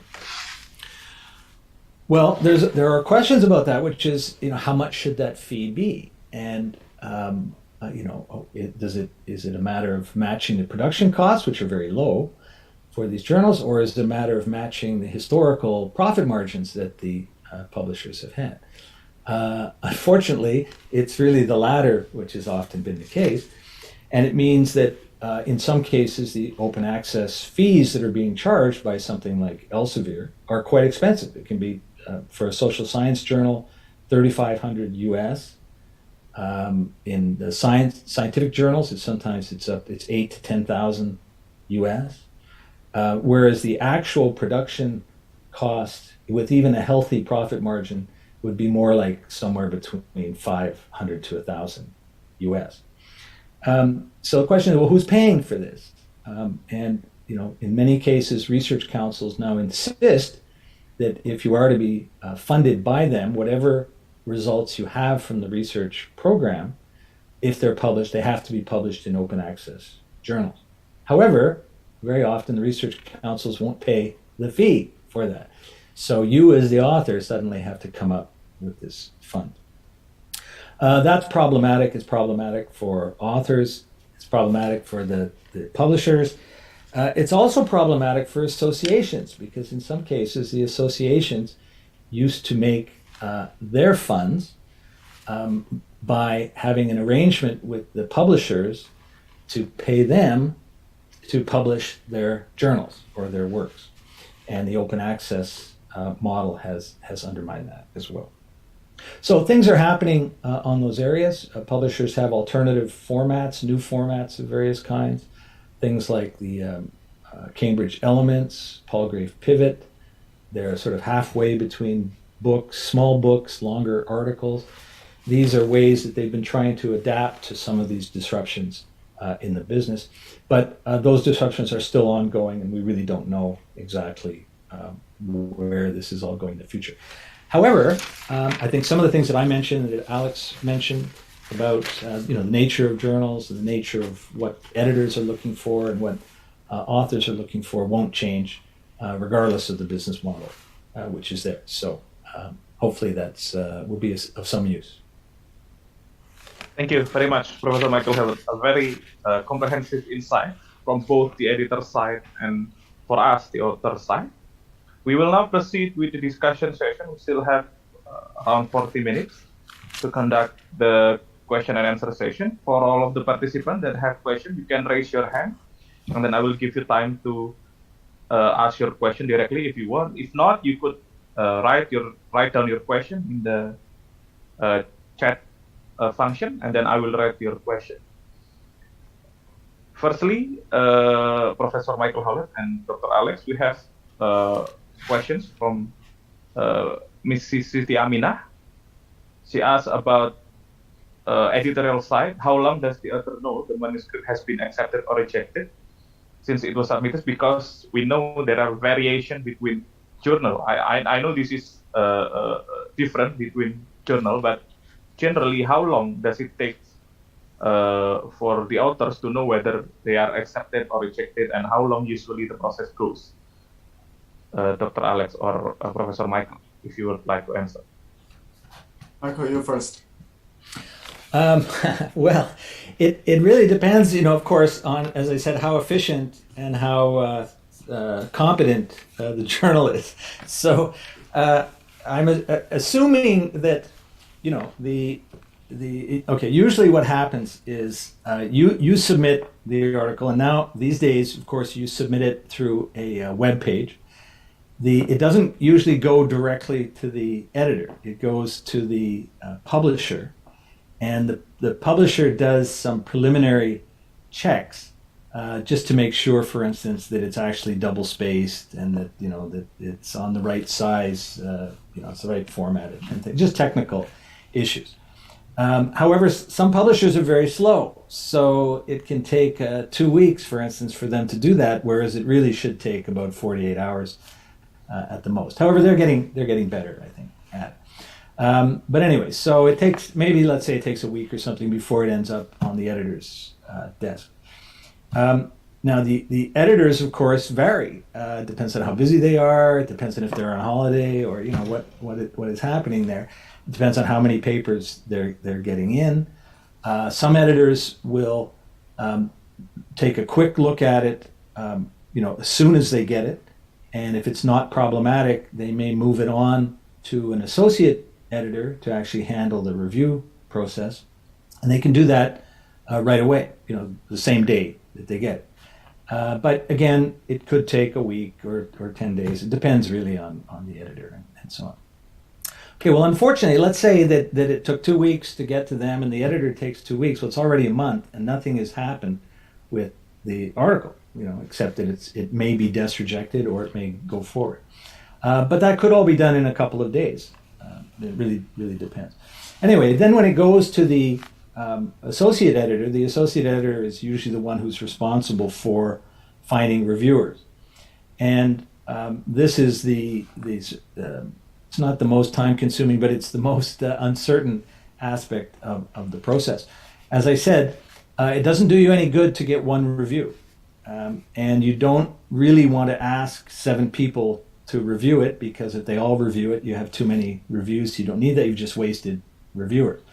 So it usually means that the associate editor will only be able to ask maybe 4 or 5 people at a time to review the article. And those people may respond right away to the request and say that they'll do it, or in some cases they won't respond at all, or in other cases they may take 2 weeks or 3 weeks, to respond. But assuming that they do it, they respond fairly quickly, the associate editor should be able, within 2 weeks or so, to secure at least the promise of the correct number of reviews. And then the reviewers are given a certain amount of time to do the reviews, which can be a month, it could be 2 months. That varies by journal as well. Some reviewers are terrific, fantastic. They do very thorough jobs very quickly. Other reviewers take forever and then end up not doing the review, which can cause problems because it means then you have to repeat the process again. It would be after that process when the editor has 2 or 3 quality reviews that they can then make a judgment about whether the paper is going to be accepted, rejected, or revised, in what way. I don't know what Alex's experience is, but I think in my experience with all those journals that I've been involved with over the years, I think I've probably had 2 articles that have been accepted after the first round of review. It's really not very common. A rejection is unfortunately quite common, and the other common response is to be revisions of some kind. For the journal, and for everybody, it's better if it's just a revision as opposed to a major revision or minor revision. However, I think in my experience, they're usually either revisions or major revisions. And that means then that it has to go back to the author. The author has to decide what to do with that. They don't necessarily have to resubmit. They can withdraw the paper, which happens. If they are going to revise it, they do have to then do the revisions, which can take some time, and then they have to resubmit, and then we have to go through the process again. So unfortunately, as I said, that can easily take 8 or 9 months to do 2 reviews like that, and so you're unlikely to get a sort of a real determination of acceptance for that length of time. However, you can always be rejected earlier, right? You can be rejected, or you can be rejected after the first round of review. So it does take some time, unfortunately. I think the time really depends on the journal. It varies from journal to journal. And for me, for example, in JAPP, I'm not going to say that we are the most efficient one, but we are most efficient in terms of desk rejection. We wouldn't want to waste a single day for anxious contributors. We understand, because we ourselves are contributors in other times as well. So if you submit your paper to JAPP, we will typically take no more than 1 week for desk rejection. And actually, that's doing you good, and then you can save time and then try another journal. And then in terms of how long it takes from submission to the first decision announcement, that can really vary a lot. So I think for social sciences, if a review takes more than 5 months, that's very unusual. And it should be somewhere between 3 months, 2 months to 3 months. Of course, but oftentimes you see very bad delays. Sometimes the delays is caused by the editor. The editor is overwhelmed, work-life balance, right? And handling with various of other issues, other submissions and so on, that may cause time, and that may cause delay. And in other circumstances, the delay is really caused by reviewers. But reviewers are our very precious resources. We do understand is, sickness, babysitting, and COVID. So we will certainly remind reviewers from time to time. So in some extreme circumstances, the reviewer, initially accepted the invitation and eventually failed to deliver, and then the editor will be put in a very awkward position. And then sometimes, if we really want to catch up the timeline, we will assign a key editorial team member to do a quick review to make sure that we at least get 2 or 3. And if none of the editorial team member is expert on that particular topic, we'll have to, invite a third reviewer. And then we'll typically set, let's say, a shorter time, let's say 2 or 3 weeks, if they can, help out. So it really depends on time. Depends on the journal. Yeah. Right. Could I maybe just add just 2 quick things there. The publishers are able, of course, to calculate the amount of time, and so I had mentioned about the importance of doing your sort of market research and finding out what the journal is publishing and so on. But if you look at the web pages for most of the journals put out by the major publishers, they will usually show the time to first decision, which is just an average, and that for what that's worth, it could mean yours is a lot longer or a lot shorter, but it'll give you a general sense of that. It's also the case that some journals do want to have material be published in a more timely fashion. So I mentioned policy design and practice before. So policy design and practice, it wants the lessons for practitioners to come out while they're still relevant. So it doesn't want to have to wait 3 or 4 years for something to appear and be read and so on and circulate. So policy design and practice has a different review process where it will usually do one external review, and then it will also do an internal review from members of the editorial team or the editorial advisory board, which then can usually be done quite quickly, or more quickly than usual, because the people who are on the editorial board realize that one of the reasons they're on there is because they are willing to do these kinds of reviews in a timely fashion. So some journals do have processes like that where they try to speed things up. But you should be able to see that on the web page if you look at the average time to first decision that the publishers provide. Okay, thank you. And Yes, for you may. rejected manuscripts can be resubmitted.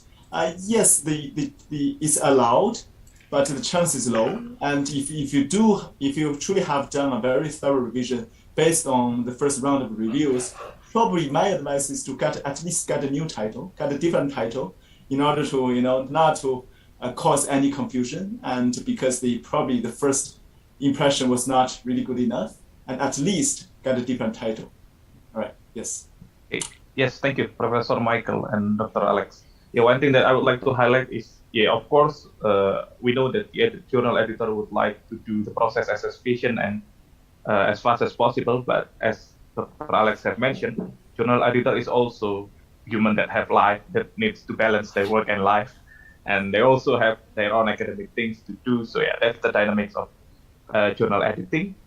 And the answer to answer the question is there are variations between the time of rejection and the time of acceptance until the time of publication. Okay, before we continue with other questions in the chat, I would like to give the time to Mr. Fahmi Wibawa. If you want to ask your question, you may open your mic. Okay, thank you, Apppn. Thank you, Professor Khaled and Dr. Alex. Thank you especially for the tips and practical effort in meeting with the journal requirements. I want to ask a bit detail on the writing the article be accepted by journal. Dr. Alex, you mentioned about the methodological issues that you didn't mention about the case study approach in the issues. I just want to know, is it not appropriate or not acceptable? And Howlett also confirmed that the case study approach is not really liked by the reviewer. I just want to know the reason, because I read some journal, especially from Robert Kayin, last year, using the case study approach, and it's very good. It's very good one. And I also did my own research with case study approach. And yesterday I presented in the parallel session, and I think this is also a good approach in certain context. Because some of the reader of journal is government officials, and they are really want to know the case that can be replicate or doubling to the other regions. For instance, the recovering process of amidst a pandemic in certain place, like in Indonesia, you may find Bali is a model to speedy recovery in the economic point of view during the amidst, and then can be remodeling or replicate to the others, and it's I mean it's possible to be published through the journals. So I just want to clarify. The second one is actually about polishing English. As you know, some of us is not native, and sometimes we are encouraging by the native speaker like Howlett, or also like that, just write and speak and we know that you are not native, so maybe some of it not really fit with the grammatical or tone and etc. So, what do you mean by polishing English? I mean, in terms of journal standards. Thank you. I think, and that's all for us. Thank you. Thank you, Mr. Fahmi Wibawa. I think there are two important questions for both Professor Michael and Dr. Alex. One is about the case studies. Is it really not that much preferable, or are there any specific reason between the case study in particular about the chance of accepted in the journal, and the second is about the English, because many problem about non-native English speaker is about the language. Okay, Dr. Alex or Professor Michael? Yeah, I think okay. The idea that quantitative research is superior than qualitative, this is absolutely wrong perception. This is a misperception. It's a myth. Nobody has ever said that quantitative research is better because they have numbers, they crunch numbers, they have formulas, structural equation regressions and so on. This is absolutely wrong. But the main reason many case studies are rejected is not because they are qualitative in nature. It's mainly because they're not written well enough. It's too descriptive, simply tell stories without seeing the logic, without engaging the theories in a thorough manner. Many case studies can be fantastic case studies if you write it well. So my general advice to qualitative researchers is you really have to be very, very familiar with the theory, the landscape, the kind of mid-range theory, the meso-level theoretical framework your research is making contribution to, and then how to match the theoretical framework with your case. That is very essential. And then if you look at public policy, cases in public policy, there's also a matter of level of cases. For example, if your case is Indonesia as a country, that's a very, very big case. Indonesia has the biggest population in ASEAN. So people would not say that, a case study in Indonesia doesn't have necessary, generalizability or representativeness. But unfortunately, I must tell you guys that as the editor of JAPP, we have to accept many submissions, many case studies from ASEAN, because we have unfortunately seen, many of these case studies are village level. Looking at, for example, how the Indonesian village fights COVID. I think that is too micro. You may actually sell your paper to a sociological journal, but in public policy, I'm afraid that the village level is too low, right? And then we way is, there are two modalities. Number one, you might have a close collaborator, a copywriter, who is able to really help you, who's a native speaker. You guys share passion, share the same passion, share the same research interest, and then, for example, you can make more contribution in terms of, substance, and data collection, and then your copywriter maybe chip in, making more contributions in language.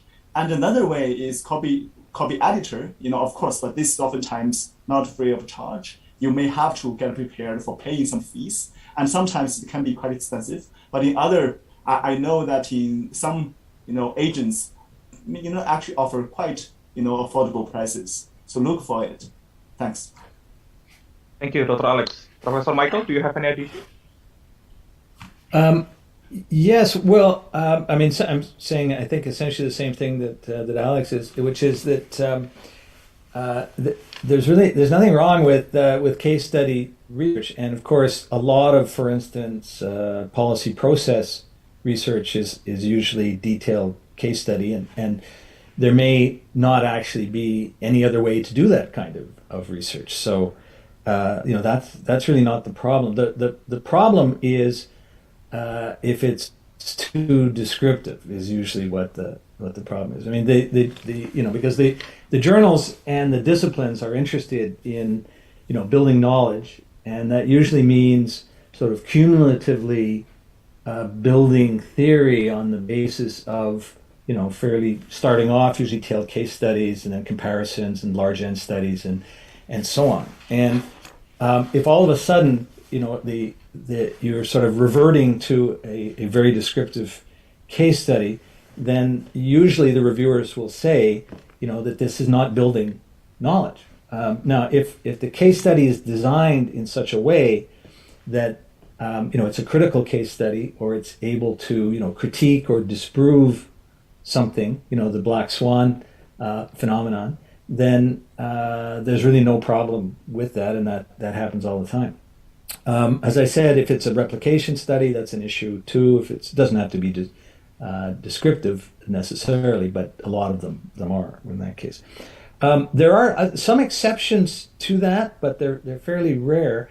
One is, I think, when it's a really new area, like a really new or sort of innovative area, in which case the academic community or the readership of the journal may not be that familiar with just the subject matter generally, and so it's kind of acceptable to have purely descriptive pieces. So I'm thinking, for instance, a few years ago when behavioral insights were first being sort of developed and applied in the policy sciences, discussions around nudges and so on tended to be very descriptive. Here's an example of a nudge. There wasn't much in the way of theory building, but those articles were publishable because people really didn't know what is a nudge and how do they work and so on. So there is sometimes a way to do that. I had mentioned at the outset about being very careful about where you send the journal or where you send your article, which journal and so on. But it's also the case that journals occasionally and sometimes have different sections within the journal or different types of articles, and they may be more receptive to some kinds of articles in some sections than in others, including, for instance, descriptive ones or case study ones. So, for instance, in policy sciences, we publish research articles, we publish research notes, and we publish discussion and commentary articles. And they're really not the same, right? So, a research article is expected to be at the leading edge of the field, usually is not descriptive, so it's a heavily kind of theory-based or conceptual article. But a research note, on the other hand, may be much more descriptive because it may be simply saying this appears to be happening or something is going on in this area and just describing what it is. And if it had been submitted as a research article, it would be rejected. If it was submitted as a research note, it might go out to review and so on. And journals have that. They have symposia of various kinds. They have different aspects to them. And again, when you're doing your research on the journal, it's a good idea to look and see what kinds they have. Some of them, for instance, have methodological notes, which they're not interested in empirics. They just want a discussion of some method. And again, some of that can be quite descriptive. So if it's a big data method, nobody knows what topic modeling is, you can have a piece that's describing topic modeling, which would appear in a method section of a journal, but it would probably be rejected if it was submitted as a research article. Okay, thank you, Dr. Alex and Professor Michael Holt. Hopefully that answers your question, Pak Fahmi. And then the next, I give time to Vishnu Sivarudran, if you want to ask your question, please. Thank you, Professor Howlett and Professor Alex, for the seminar. My question is that I have this thesis, which is part of it is already published. And the next I have to look at the extension of the work. The theory, maybe a little extension of the theory, a little extension of the methodology and the findings. So should I go for the same journal that my previous work is published? What I have to consider? Should I, like when I cite my previous work, taking data from that work to extend my work? So please give me some insights on it. Thank you. Okay, thank you, Dr. Alex or Professor Michael. Well, I could start off on that one. I hate to say it, it's like saying it depends all the time, but it varies. So it really depends on how similar it is and how original it is. And it also depends, again, like on the topic, how innovative it is and so on. I mean, one of the things that we've been talking about some of the gaming that goes on with impact factors in journals and so on, and there's a lot of it. And of course, one of them is so-called salami slicing, right? Which is, to take basically the same article and to just, slice it up in very fine, different versions of it, which differ only very little from the previous versions. And, that's really not a good thing because this is just publication for publication's sake. It's not necessarily, developing the literature or helping your colleagues to better understand the world or anything else. But I understand that in some cases, people like to have jobs and like to get promoted and so on. So obviously they may engage in that kind of activity. I would say, if it's that kind of salami slicing, do not send it to the same journal. The publishers are very aware of that. Recently, they've implemented the equivalent of Turnitin.com similarity checks for the article. So I'd mentioned about how when you submit that this goes to the publisher first rather than the editor. Well, one of the things that they do now is they check against some database, either their own database or a commercial one, to see how similar the paper is to other things that have been published. Some of them, they're not very good, but some of them are actually quite accurate. And in many cases, if the similarity score is too high, then it'll be rejected by the publisher. So if it's an 80% similarity score, I'll never get to see it. It'll just be rejected, by them. Now, that having been said, if you're not doing something like that, but you're doing something that's similar to that, but maybe more academically viable, like for instance, if you have a case study and you do some work and then you do a comparative piece where you add another case and you're doing it, well, it's not really the same article. It is different, and there is a good reason, in many cases, a good reason to do that, and that really is advancing knowledge and so on. But the journal will probably not be happy about that, probably if it comes in too close to the other article. So in other words, if you had done the case study 1 year and the next year you did the comparative study, I think people would understand, okay, you're moving forward with your research and your work and so on. If they come in within 2 weeks of each other, then it looks like salami slicing again, and editors won't be happy. So, you would probably be better in submitting that to another journal. When I started in the business, which was a while ago now, it was considered to be sort of improper practice.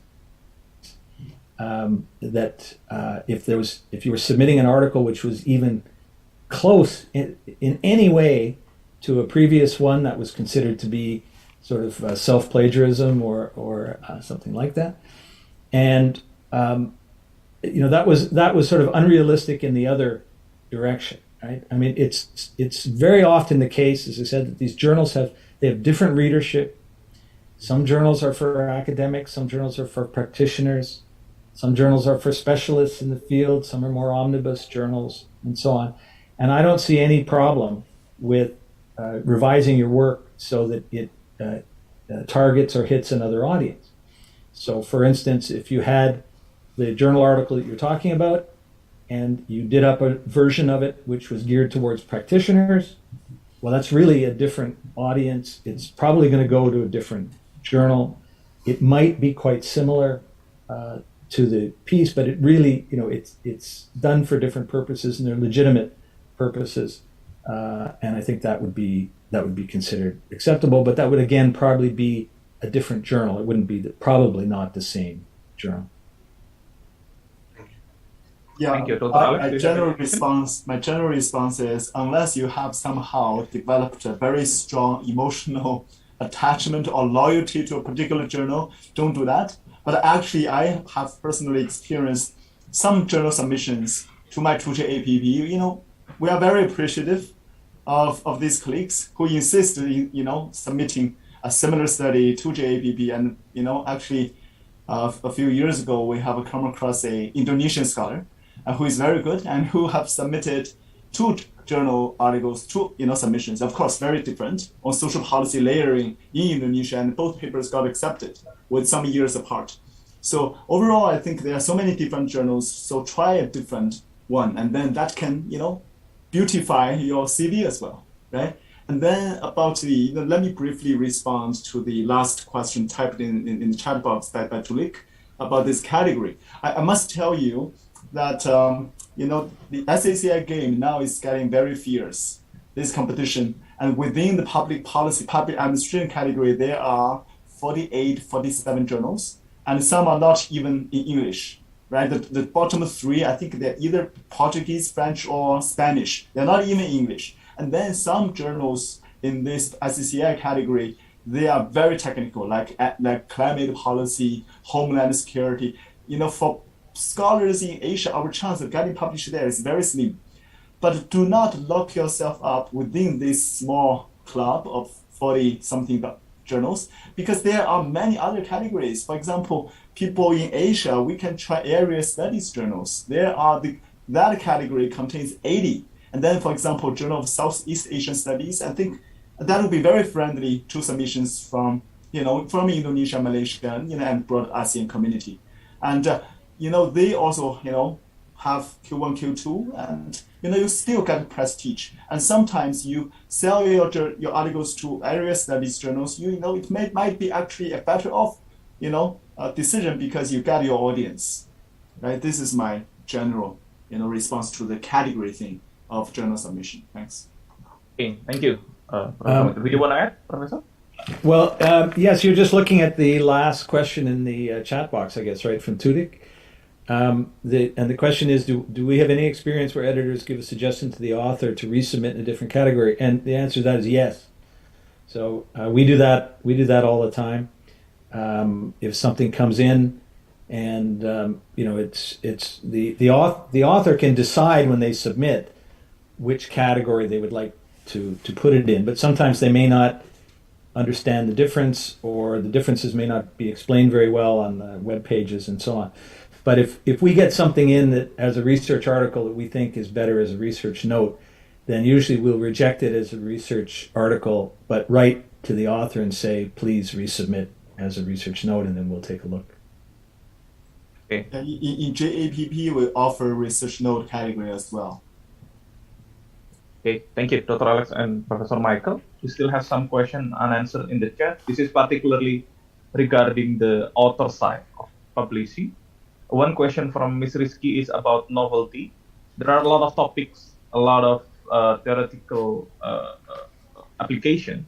How should we as an author learn or knew about novelty in particular topic? Do you have any tips and tricks for us, the author, in order for us to provide a novelty in our research? That's the question from Ms. Rizky. Dr. Alex or Professor Michael, do you have any tips in terms of novelty? Well, I think novelty or inspiration do not come from nowhere. It's come from reading, right? We must be very familiar with the literature, the micro level, debates, the meso level theories, and the macro level, the landscape. So the same phenomenon, same case, same issue can be analyzed and can be explained from a variety of points of view. And then, for example, when you look at local, because many of us will be doing and then if you look at local policies, you can look at, for example, how they manage different interests. And for example, if there's a very entrepreneurial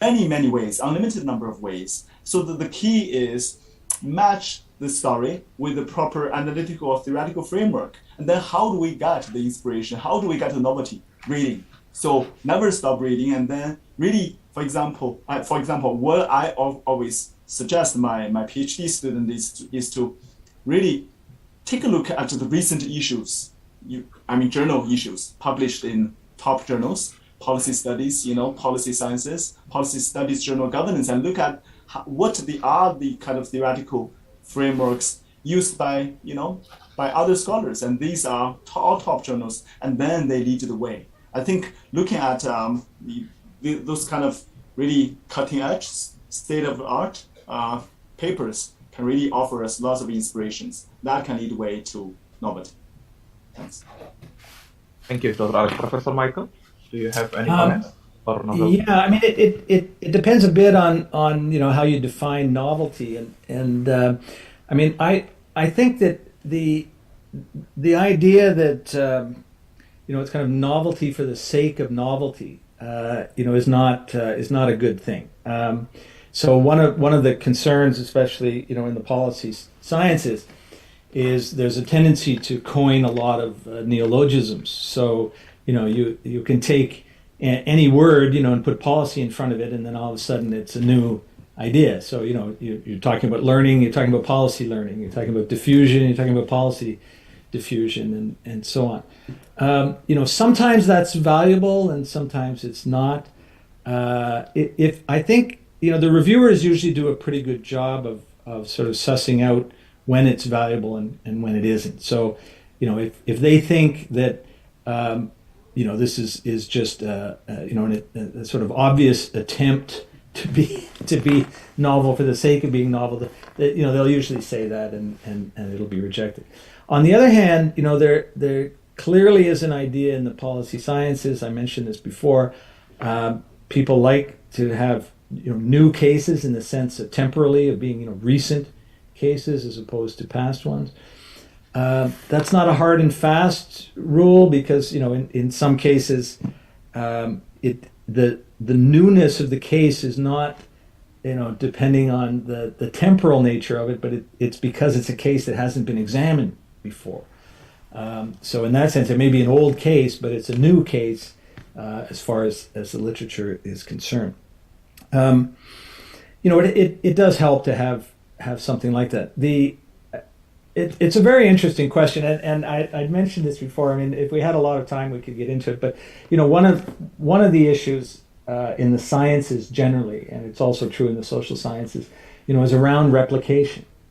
So, if we are trying to build knowledge and we're trying to expand theory and so on, and we want to do so, in an accurate way, well, it would help to replicate some of the results that people are relying on, to see if in fact they were accurate, if the study was done properly, if there were mistakes in it, and so on. And of course, that's done in the health sciences and even in psychology, anything that's sort of lab-based or experimental work at all.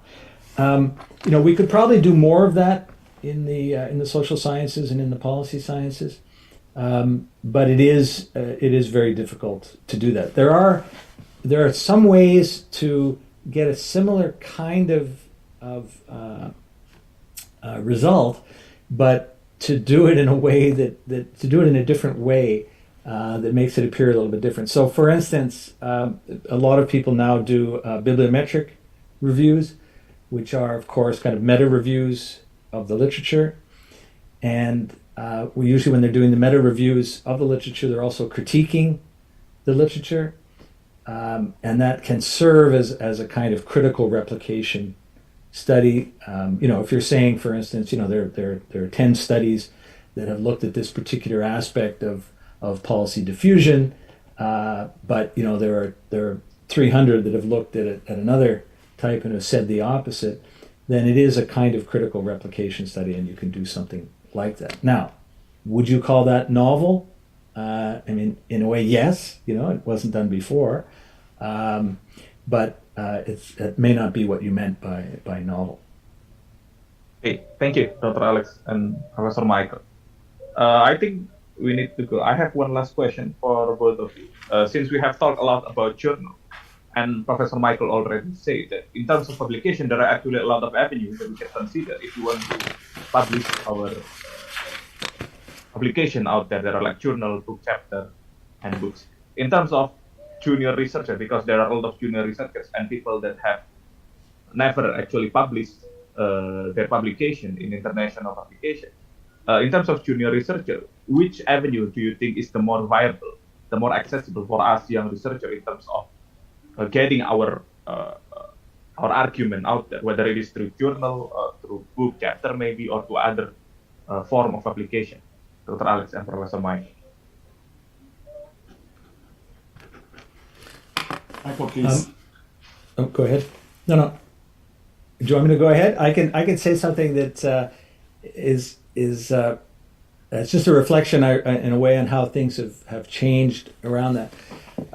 I think it used to be the case, certainly in Canada and the U.S. and the U.K. and elsewhere, 30, 40, 50 years ago, the standard publication route was to do your PhD thesis, to get hired at a university as an assistant professor, to work during that period as an assistant professor in turning your thesis into a book, to publish the book.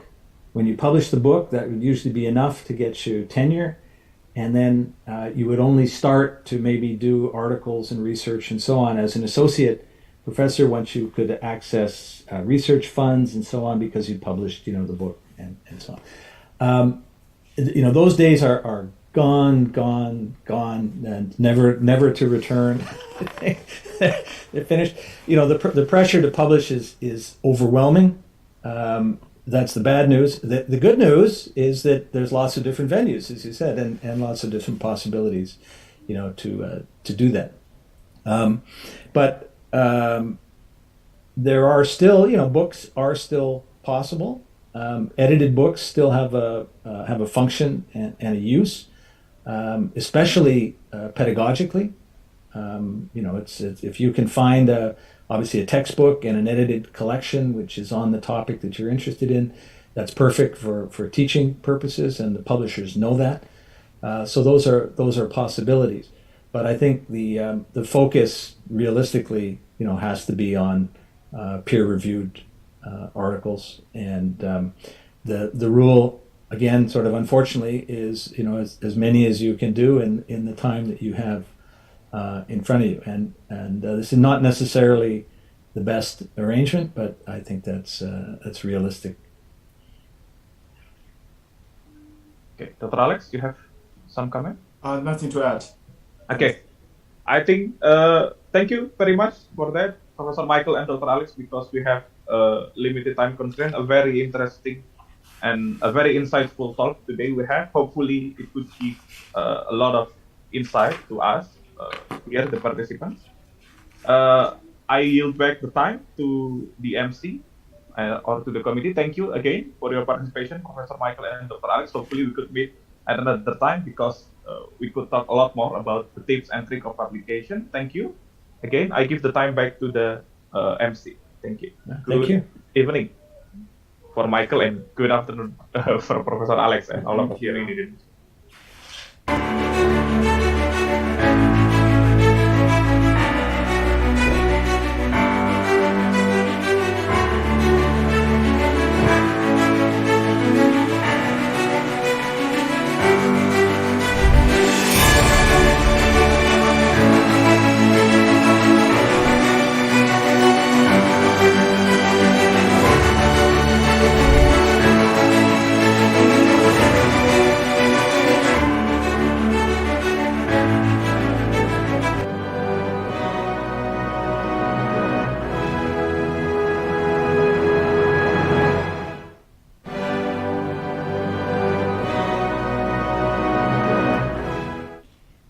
Thank you so much once again to our prominent speakers, Professor Michael and also Professor Alex, and also thank you for moderating this session, very fruitful, to Mr. Aga. Big round of applause everyone to our speakers and also moderators. Thank you so much. So moving on to our next agenda is the most anticipating agenda for this conference. We will have announcement about Best of the Best Presenter in the Asia Pacific Public Policy Network Conference 2021. So without any further ado, I give the floor to General Chair of this event, Associate Professor Sulika Sasmarawati.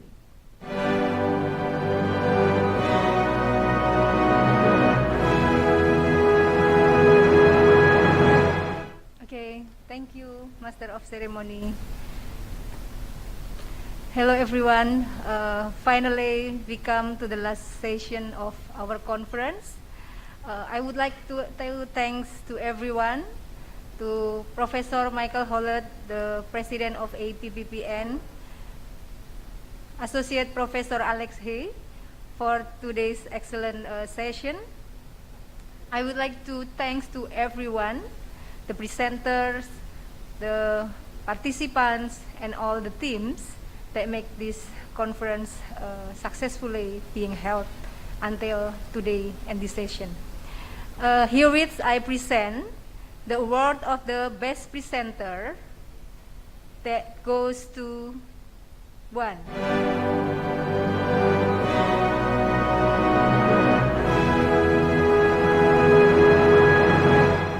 Muhammad Imam Alfi Sharin, Universitas Indonesia.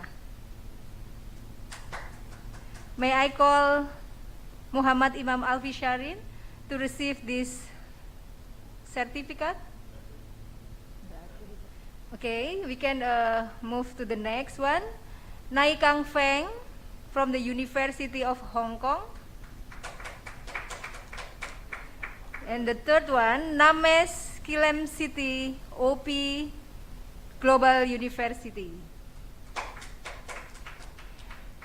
The fourth, Niputu Bayu Widi Antari, Universitas Pendidikan Indonesia. Five is Septiana Dwi Putriani, Politeknik Setialan, Bandung. And last but not least, Bu Tuti Rahmawati from Catholic Parahyangan University. Congratulations to everyone. Again, thank you very much for your enthusiastic and excellent participation and presentation in this conference. I do hope that we can see again in the next Asia Pacific Public Policy Networks. I'm as a chair of this conference. Again, say thank you to all my great teams and all the Apppn and IAPA for the excellent collaboration and cooperation, as well as Prof. Daryl, especially from the Hamad Khalifah University, so that this conference can be held successfully. Thank you, everyone. Assalamualaikum warahmatullahi wabarakatuh.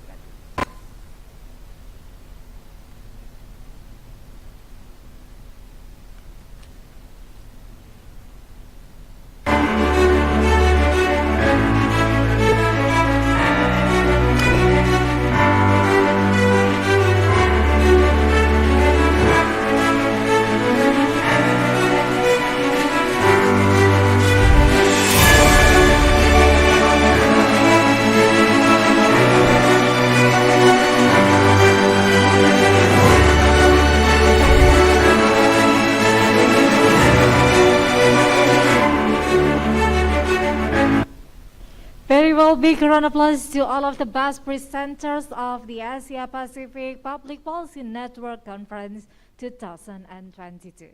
So, ladies and gentlemen, unfortunately, this is the end of our event today. But before that, we will have a couple of remarks. The first one will be delivered by representative of the host of this conference, Faculty of Social and Political Sciences, Universitas Airlangga. They will be represented by the Vice Dean for Internationalization, Research, Innovation, and Community Development. Please welcome Dr. Irfan Wahyudi.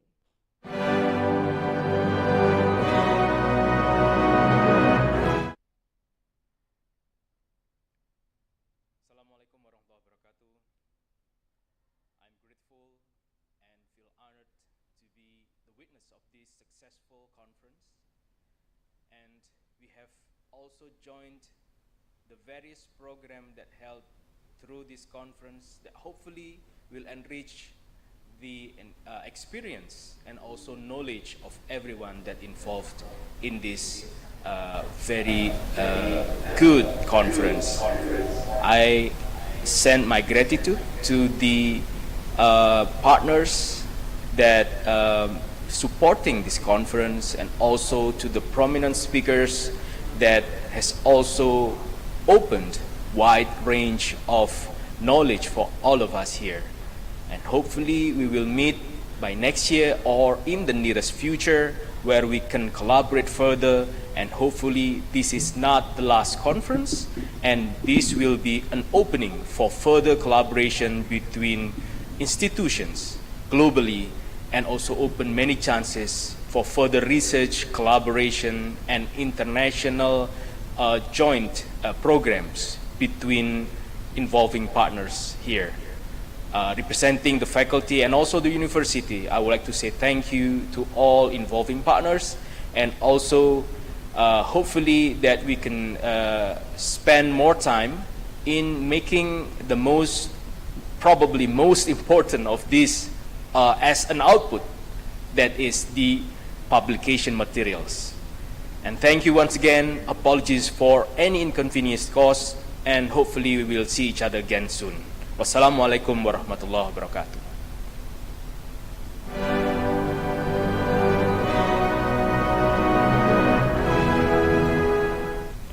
Very well, thank you so much once again to Dr. Irfan Wahyudi, the Vice Dean of Internationalization, Research, Innovation and Community Development of Faculty of Social and Political Sciences, Universitas Airlangga. And last but not least, we also have the honor to invite the President of Asia Pacific Public Policy Network to officially close this event. Ladies and gentlemen, please welcome Professor Michael Howard. Thank you.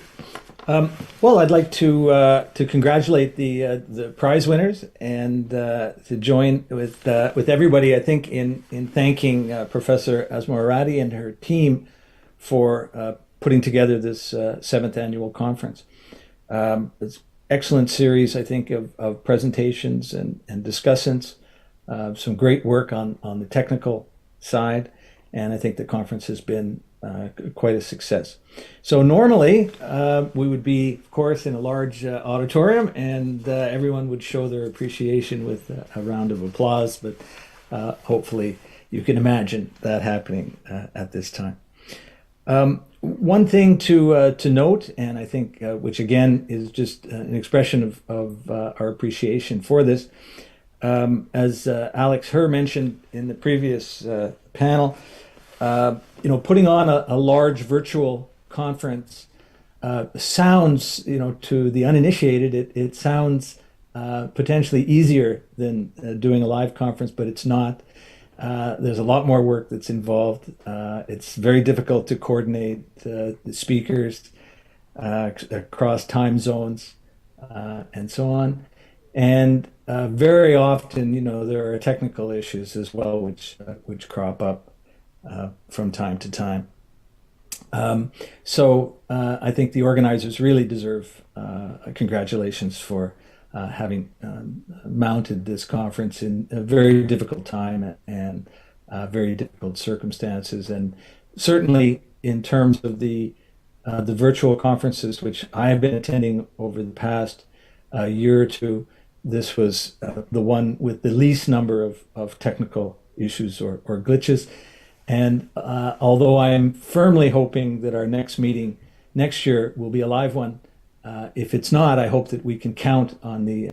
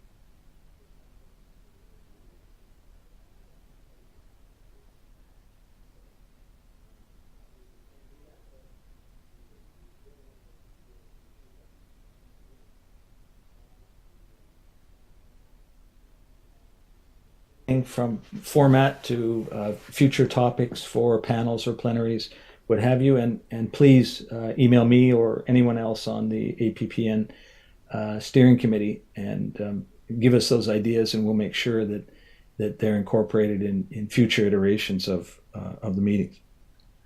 It's also the case that normally we would know where we're going next year. In fact, we like to plan on a 2-year basis, and we'd know where we're going next year and the year after. But right now we don't. However, the steering committee will be meeting shortly, and we'll be coming up with probably a call for conferences, and hopefully we'll get a good response to that. Again, if there's anyone who is in attendance now or knows anyone who might be interested in hosting the conference, as I say, hopefully in a live format, but also would be capable of doing a virtual or hybrid format, please encourage them to either contact us or to respond to the call for conferences, and we'll definitely consider that application. The APPN also has, of course, a website which has a lot of information on the organization, and anybody who's interested, I would suggest, should go to that website and look and see what's there. We will probably have some of the conference papers or proceedings available there shortly. And we also communicate generally in between conferences and in between events using a Google group. And there are 400 or 500 members of that Google group. And there's a lot of information that circulates on that list around things like job openings, postdoc opportunities, doctoral fellowships, and the like. And we'd be happy to add your address to that list if you contact me or any other member of the steering committee. So I guess with that, I would say again, thanks to everyone who participated. Thanks again to the organizers for a great event. And we look forward to seeing you and hearing from you soon and seeing you again next year.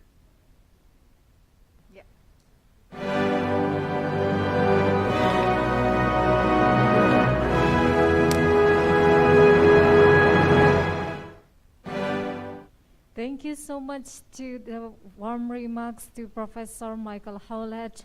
Thank you for your active participations during these 2 days. We do really appreciate it to all of the speakers, all of the participations during this 2 days conference. Excellencies, ladies and gentlemen, on behalf of the organizing committee, we would like to say thank you once again, and we do apologize for any mistaken during presenting this event. Hopefully, everyone is having a wonderful time during this conference, as much as I do. And hopefully, in the near future, you may visit our campus in Surabaya, Indonesia. We do hope you and your beloved ones have a stay safe.